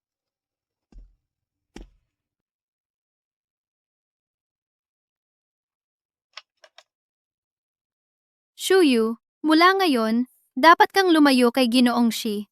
Ang taong ito ay masyadong malalim ang pag-iisip. Kung makikipagkaibigan ng malalim, madali kang maloko. Mahal na prinsesa, ito ay pagtataksil. Ano naman? Ngayon si Shuyu ang aking matalik na kaibigan. Ako, natural na kailangan ko siyang protektahan. Ginoong Shi, dahil alam mo rin ang pagkakakilanlan ni Shuyu, huwag ka nang maghintay dito. Ang lalaki at babae ay hindi dapat magkadikit.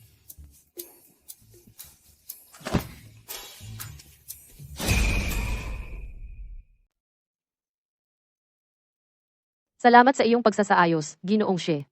Ang pagkikita namin ng prinsesa upang ayusin ang aming relasyon. Lubos akong nagpapasalamat.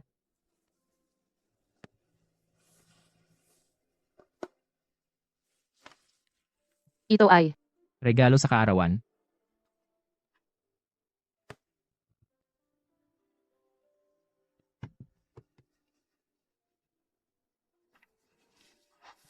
ang tanging kopya ni Ginoong Zhang. Maraming salamat, Ginoong Shi. Sabi nila si punong ministro Xie ay may hilig sa lalaki. Hindi ko inakala na ang dalawang ito ay ganito hayagang talagang walang hiya. Binibining Song, iniimbitahan ka ni Xian Wang. Binibini, masama ang balita. Simula ngayong umaga, kumakalat ang chismis na ikaw at si punong ministro Shi ay may relasyon sa lalaki. Ngayon ay malamang kumalat na sa buong kabisera. Alam na ba ng aking ina? Hindi pa. Kumalat ito sa isang gabi lang. Tiyak na may sumasabotahe. Sige, alamin mo agad ang balitang ito. Saan ba talaga ito nanggaling? Oo.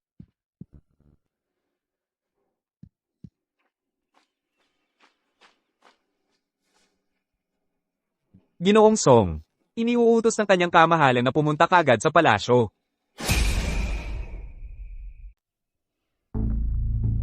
Gonggong, may mahalagang bagay ako na nais hingin sa kamahalan. Ginoong Zai, ang kamahalan ay nag-imbita lamang kay Ginoong Song. Siya ay naruroon sa loob ngayon. Kung kayo ay papasok muli, marahil ay hindi angkop. Makinig kayo sa aking payo, ang inyong lingkod. Maghintay pa. Song, alam mo ba? Ako ay nagpatawag sa iyo ngayon para sa anong bagay? Hindi ko alam, kamahalan. Ang mga salitang iyon sa bulwagan, mahal kong Song, hanggang ngayon ay naaalala ko pa. Kaya ka ko hinirang bilang pinakamahusay na scholar. Ang pagpapahalaga ng kamahalan sa akin ay lubos kong pinasasalamatan. Ako ay maglilingkod ng buong puso para sa ating dinastiya. Ngunit bilang isang editor ng Hanlin Academy, ikaw ay napakalapit sa punong ministro. Alam mo ba na ito ay itinuturing na pagsunod? Wala akong balak na sumunod sa punong ministro. Sana'y maunawaan ito ng kamahalan. Pinagkakatiwalaan ko ang pagkatao ng punong ministro at pinagkakatiwalaan ko rin ang aking paningin.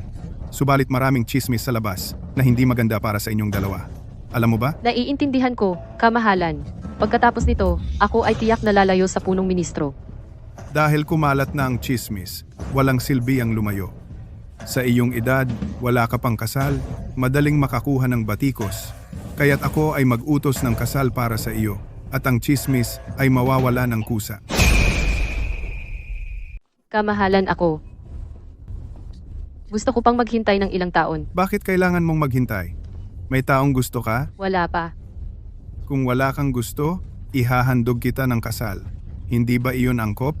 O gaya ng sabi ng iba, sa iyong bahay, wala ka pang babae? O mahilig ka sa lalaki? Wala po akong ganyang iniisip.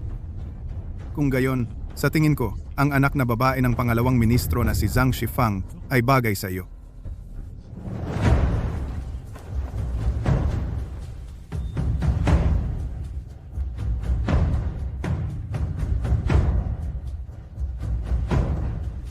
Kamahalan. May mahalaga akong sasabihin, kamahalan. Ganyan ka nag-aalala sa kaligtasan ni Song Aiching kahit na pumasok ka sa bulwagan para pigilan akong ipakasal siya? Hindi ba iyon magpapatunay sa mga sabi-sabi? Si Aiching labis akong nabigo. Para rin ito sa ikabubuti ng kamahalan. Tingnan natin kung paano mo akong... Ang mga chismis na ito sa kabisera ay sinadya ng mga taong may masamang hangarin na sadyang ikinalat laban sa akin, at nadamay si Ginoong Song. May pagkakamali man kung direktang ipagkakasal ng kamahalan, lalamig lang ang puso ng mga opisyal. Ang bagay na ito ay maaaring malutas sa ibang paraan. Paano? Ang patuloy na baha sa Longzhou ay ang pinakamalaking sakit ng ulo ng kamahalan sa mga nakaraang taon. Nais kong pumunta kasama si Ginoong Song upang malutas ang baha. Ang hakbang na ito ng kamahalan ay magsasabi sa mga tao na hindi mapagkakatiwalaan ang mga alingawngaw. Ako ay bibigyan kayo ng pagkakataong ito. Salamat, kamahalan. Dahil sa patuloy na baha sa Longzhou, unti-unting kumakalat ang chismis na ito ay parusa ng langit at sakuna. Kung magpapatuloy ito, tiyak na masisira ang tiwala ng mga tao sa pamahalaan. Ito ay isang mainit na patatas. Kung mabibigo, mawawalan siya ng reputasyon. Iniiwasan ito ng iba, ngunit siya mismo ang nagboluntaryo. Ito ay para bigyan ako ng proteksyon.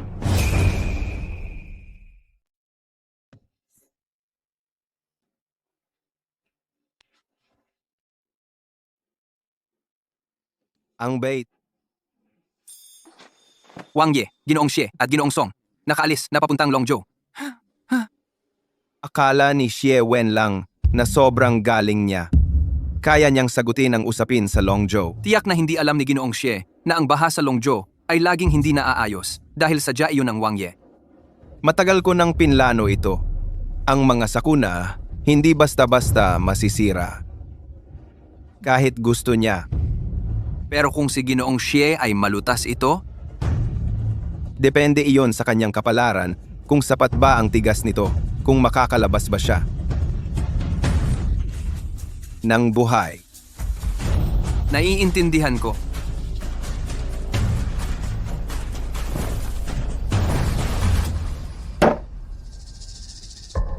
Sa daan, puro mga biktima ng sakuna. Ang iba ay wala ng tirahan. Nakahiga lang sa tabi ng kalsada. Ano ang pinagkaiba nito sa paghihintay ng kamatayan? At walang mga tao. Paano magkakaroon ng negosyo ang mga tindahang ito? Paglabas namin ng kabisera, may magpapadala ng balita dito. Pagdating namin dito, ang makikita namin ay isang pekeng kaunlaran. At malalaman natin kung gaano karami ang katotohanan tungkol sa baha. Kaya naman pinapunta mo kaming dalawa ng hiwalay sa kanila. Sa tingin mo, ano ang gagawin natin ngayon? Tiyak na hindi tayo pwedeng pumunta sa gobyerno. Ang maipapakita nila ay siguradong handa na. Hindi naman tayo pwedeng sumilip ng palihim. Magandang ideya iyan. Ang isang kagalang-galang na shofu ay gagawa pa ng ganitong bagay. Ano iyon? Ito ay para sa mga taong mga gawain para sa mamamayan. Mapagpanggap. Wala naman.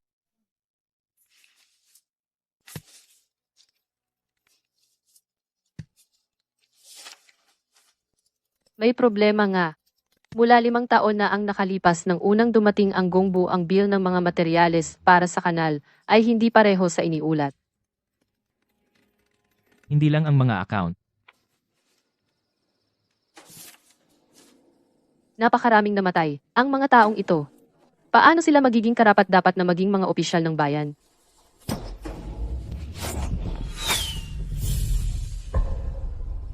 Natuklasan nila tayo. Hindi mga tao ng Fuya. Mga tao ni Xianwang. Pero sa ganitong paraan maaga o huli ay maaabala rin ang mga tao ng fuya hindi maganda para sa atin. Gaano katagal mo pa kailangan upang matapos basahin ang mga ito? 2 oras. Sige, ililigaw ko sila para bigyan ka ng oras. Magpatuloy ka sa pagbabasa. Pagkatapos mong matapos pumunta sa timog kanlurang direksyon kung saan tayo galing. Si Jianglin ay maghihintay doon para sunduin ka.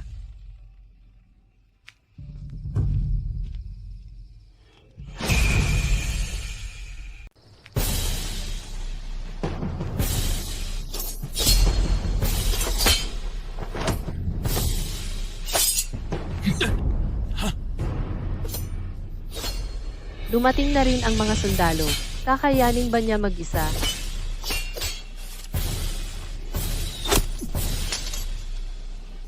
Pinaabot niya ang oras. Sige, salakayin.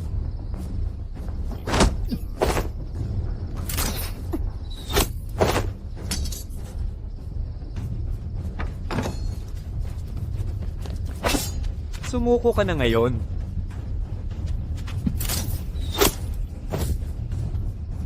May kasabwat siya. Hulihin sila.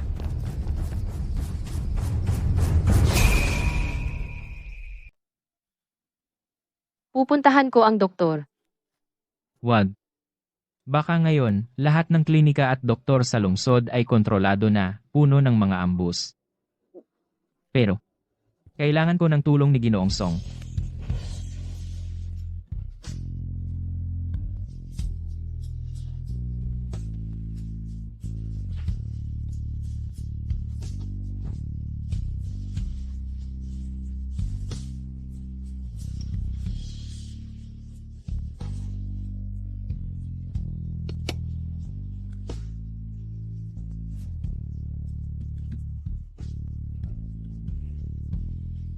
Walang pampamanhid.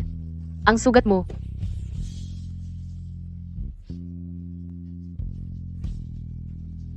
Kanina nang panaka sa itaas. Ang galing mo talaga. Araw-araw kang nagbabalat kayo bilang lalaki. Kailangan mong marunong ng ilang bagay. Pagpana? Para sa akin, ito ang pinakamadaling matutunan. Okay na.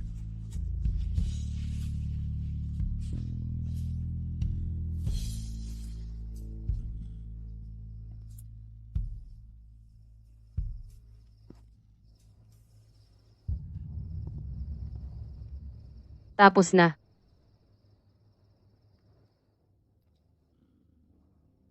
Mukhang hindi mo ako tinanong kung bakit ako nagbabalat kayo bilang lalaki. Handang makipagsapalaran sa pagdaraya sa emperador, ginagawa mo lahat para sa iba, sa palagay ko. Mayroon kang hindi maiiwasang dahilan. Kaya hindi na kailangan magtanong.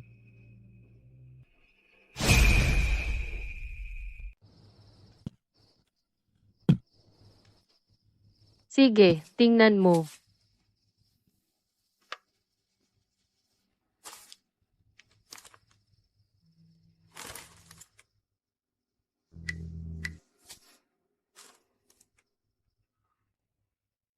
$12,000 tao. Kasama ang mga nasa kanal, na hinila para magpaalipin. Hindi lang iyon. Napakaraming tao, ang mga opisyal ng Longzhou pa lang, saan ang gagaling ang ganyang tapang? Sa mga ito, tiyak na may nagtatago para sa kanila. Prinsipe Xian. Bukod sa kanya, sino pa sa kabisera ang may ganitong tapang para gawin ito? Pero ang ginawa niya ay hindi lang pagsamsam ng yaman ng bayan, kundi pagtatangka niyang pabagsakin ang kapangyarihan ng hari. Si Prinsipe Xian at ang kanyang kamahalan ay magkapatid na iisa ang ina. Noong nabubuhay pa ang yumaong emperador, mas pinapaboran pa siya nito. Sa mga nakaraang taon, ang mga ginawa ni Prinsipe Xian, dahil sa pagiging magkapatid, ang kanyang kamahalan ay madalas nagkukunwaring hindi nakakakita at hindi pinapansin. Pero ang kanyang hangad ngayon ay marahil ang tronong iyon. Natatakot ka ba? Sa ano? Ang hangat ni Prinsipe Xian. Tayo ay mga tinik sa kanyang mata. Mga tinik sa laman. Siya ay nagwawalang bahala sa mga inosenteng mamamayan, pinapatay ang mga tapat at mabubuti. Kung hindi siya aalisin, ang mundo ay hindi magkakaroon ng kapayapaan.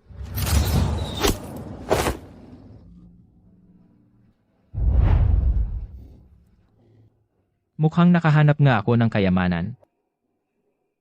Kapag ngumingiti ka, napakaganda mo.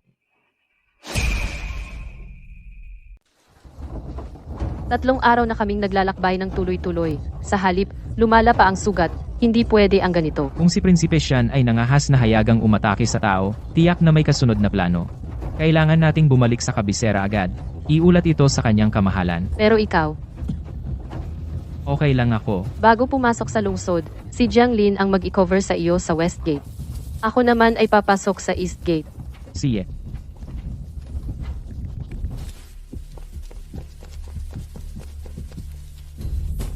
Sinong tao?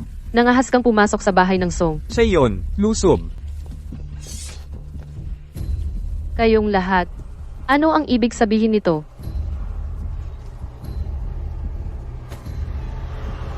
Ang panganay na anak na babae ng pamilya Song, si Song Shuyu. Nagbabalat kayo bilang lalaki, niloloko ang emperador. Ano sa palagay mo ang ibig sabihin? Ang sinasabi ng prinsipe, hindi ko maintindihan. Ang pamilya ng iyong tiyahin ay umamin na lahat. Ako naman ay nakakita sa iyong silid ng mga gamit ng babae. Ano pa ang iyong maipagkakaila? Prinsipe, lahat ng ito ay si Song Shuyu at ang kanyang ina ang may gawa.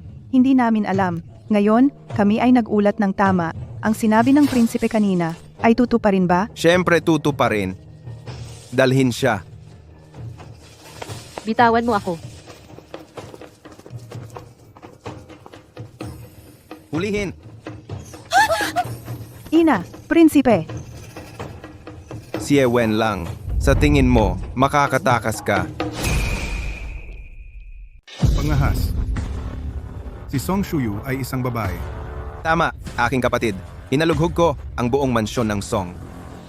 At tinanong ko ang hilot na naghatid kay Song Shuyu. Tunay na babae si Song Shuyu. Ang asawa ni Song Darren ang nagpahayag sa publiko na lalaki siya. Siya'y nagbalat kayo bilang lalaki at ipinadala siya sa paaralan. Upang makilahok sa pagsusulit ng estado, hanggang sa ikaw, kamahalan, ang pumili sa kanya bilang Zhuang Yuan. At patuloy na itinago ang katotohanan. Hindi mapapatawad ang krimen.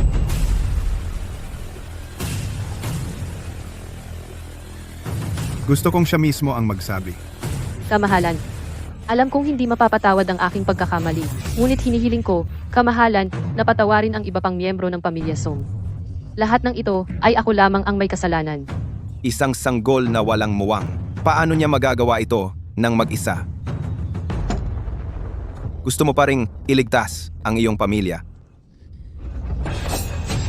Handa akong mamatay upang tubusin ang aking pagkakamali. Mamatay upang tubusin ang pagkakamali? Ang taong gusto mong protektahan ay malamang na ang punong ministro, di ba?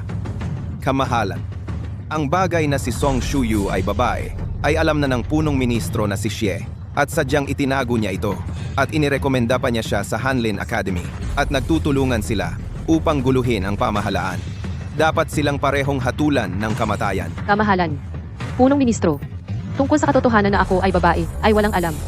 Hinihiling ko, kamahalan, na siyasatin ninyo ito. Tama na. Si Song Shuyu ay nagbalat kayo bilang lalaki. Niloko niya ang kamahalan, hatulan ng kamatayan. Si Xie Wen lang ay may alam ngunit hindi nagulat. Sadyang itinago ito. Alisin ang kanyang ranggo at bawasan siya sa karaniwang tao. Umupo ka na riyan.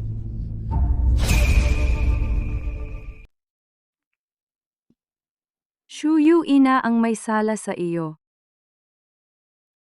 Tungkol sa pagkakakilanlan ko, alam kong hindi ko ito maitatago. Bala ko sana, pagkalipas ng ilang taon, ayusin na lang. Pero ngayon, salamat sa pangalawang tiya. Ang buong angkan ng Song ay makakasama na ang mga ninuno sa lalong madaling panahon. Kung hindi dahil sa inyo na nagpanggap na lalaki, hindi tayo mapapasama. Sa ganitong sitwasyon, tama? Kasalanan mo ito. Babae ka, pero nagkunwari kang lalaki. Ikaw ang may sala sa amin. Ako ba ang may sala sa inyo o kayo mismo ang nagpakatanga? Kung hindi ako nagpanggap na lalaki, ang angkan ng Song na nasa inyong kamay malamang ay nasira na. Kalokohan! Ang anak ko ay kaya naman. Ang iyong dakilang anak ngayon ay nagtatago sa kandungan ng isang babae. Manalangin ka na siya'y manatiling nakatago. Kung hindi, kapag nahuli, tiyak na mamamatay. Ano ang magagawa ko? Ang Haring Xian ay makapangyarihan. Kung ano ang ipagawa niya, ay susundin lang natin. Sinong mag-aakalang magbabago siya? At dadakpin tayong lahat? Tama? Diyos ko, ano na ang gagawin ko? Habang may buhay pa, dumaldal ka na. Bukas, sa harap ng berdugo, wala ka ng pagkakataon.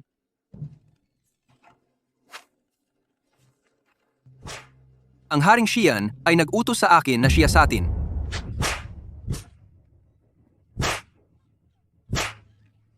Sabihin, ikaw at si Xie Wen lang, nagsabuatan ba kayo? Ito ba ang paraan na naisip ng Haring Xian? Upang maghain ng maling paratang, Matigas ang ulo. Magsasalita ka ba?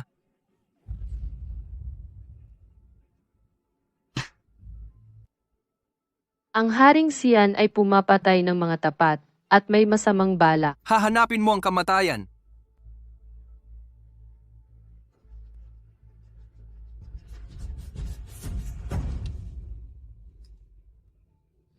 Dahil gusto mong mamatay, hayaan mo akong tulungan ka. Tumigil.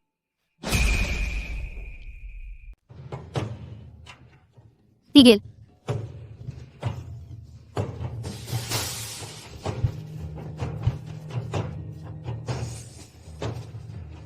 Shuyu. Shuyu.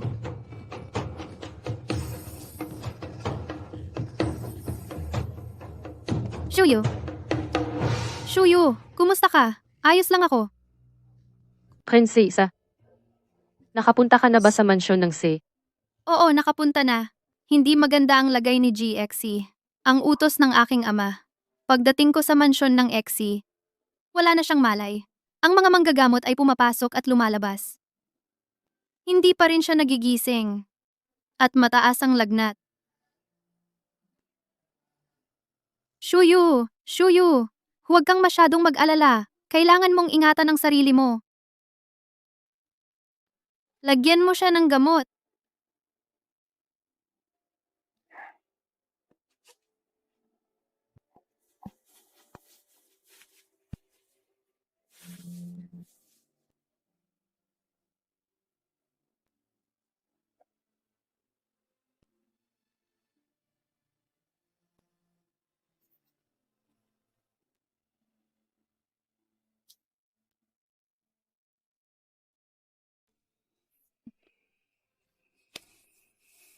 Shuyu, hihilingin ko sa aking ama. Napatawarin ka.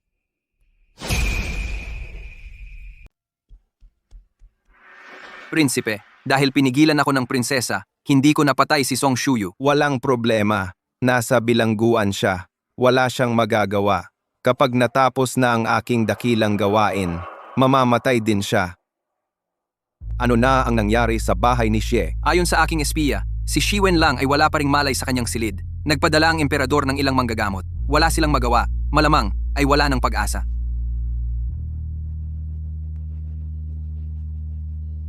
Xie Wen lang, patay ka na. Magiging payapa na ako. Ang mundong ito, wala ng taong sasalungat sa akin.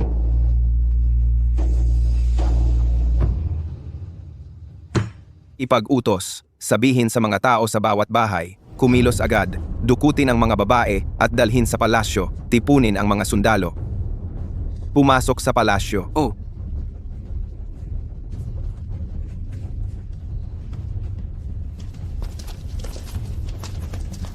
Sino kayo? Ano ang gusto ninyong gawin?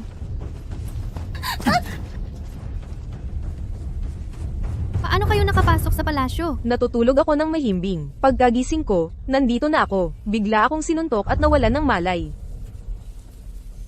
Mukhang ang tiyuhin ko ay nagbabalak na magrebelde. Prinsipe Xian, ano ba talaga ang gagawin mo? Hindi mo ba nakikita, kapatid? Ito ay isang paghihimagsik. Kung ikaw ay kusang magbitiw, maaari kong tingnan dahil magkapatid tayo sa iisang ina. Ililigtas ko ang iyong buhay. Loko. Hindi kita pinabayaan. Nagawa mo pa ang ganyang napakasamang gawain. Kahit mabuti, nasa ilalim pa rin ako ng iba. Ang gusto ko ay ang pinakamataas na posisyon. Minahal ako ng yumaong emperador. Kung hindi dahil sa iyo, sinasakop mo ang posisyon ng panganay. Hindi mo dapat makuha ang posisyong ito. Huwag mong asahan. Kung gayon, kailangan ko na lang ihatid ka sa iyong kamatayan ng maaga. Umakyat ng maaga sa trono.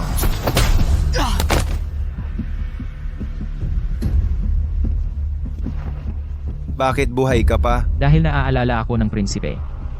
Siyempre hindi ako mamamatay. Wala ka namang silbi kahit buhay ka. Mayroon akong 5,000 elite na sundalo. At hawak ko ang mga pamilya ng mga general. Nasa labas na sila ng palasyo. Nagtipon at naghihintay. Kapag nag-utos ako, sasalakayin nila ang buong palasyo. Sa tingin ko, mabibigo ang prinsipe. Ang mga babaeng nakakulong, lahat ay nailabas na sa palasyo. Tiyuhin, natalo ka na. Sumuko ka na. Imposible. Paano ninyo nagawa? Bago pumasok sa lungsod, pinautang ko si Jianglin na ikaw ay pumasok sa West Gate, ako ay pumasok sa East Gate. Sige. Hindi ko siya pinagkaitan ng kahit ano. Ginawa niya ang napakalaking gawang pagtataksil.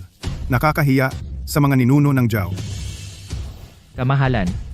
Dahil nagawa na ng prinsipe Xian ang ganitong hakbang, kahit ano paman, kailangan natin siyang samahan upang tapusin ang dulang ito. Gawin natin ang sinabi mo. Imposible. Paano ito nangyari? Niloloko ninyo ako! Niloloko ninyo ako! Si Prinsipe Xian Zhaoheng ay pumatay ng mga tapat na opisyal, binaliwala ang buhay ng mga inosenteng tao, naging sanhi ng pagkamatay ng libo-libo sa Longzhou, at nagplano ng paghihimagsik. Hindi mapapatawad ang kanyang mga kasalanan.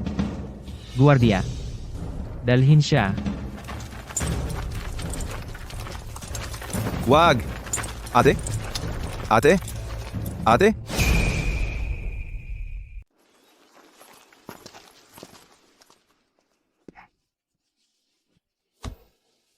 Ama, nakita mo lang kanina. Kung hindi, dahil kay Song Shuyu. Hindi mo makikita ang iyong mahal na anak na babae. Hindi ko rin maibibigay sa iyo, Ama, ang matatamis na merienda at magkwento ng mga nakakatuwang kwento mula sa libro. Ang mga kwento ay okay, ngunit ang merienda ay hindi na kailangan. Ama, si Shuyu ay may mga sugat pa. Dahil si Song Shuyu ay nagligtas sa akin, ang kanyang kasalanan ay mapapatawad. Ang pagkukunwaring lalaki ay hindi na kasalanan. Salamat sa iyong awa, mahal na hari. Ang parusang kamatayan ay pinatawad, ngunit ang parusa ay hindi matatakasan.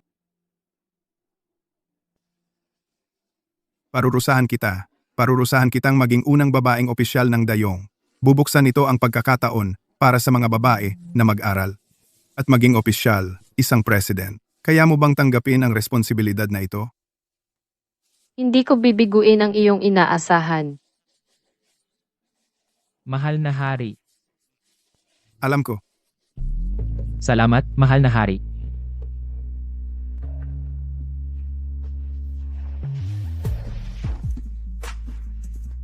Shuyu, ngayon ay maligaya kang araw. Ako ay espesyal na. Ikaw. Zai Wen lang. Buksan mo ang pinto para sa akin. Buksan? Prinsesa, hindi mo maaaring kunin ang asawa ng iyong lingkod. Maghanap ka na lang ng ibang target.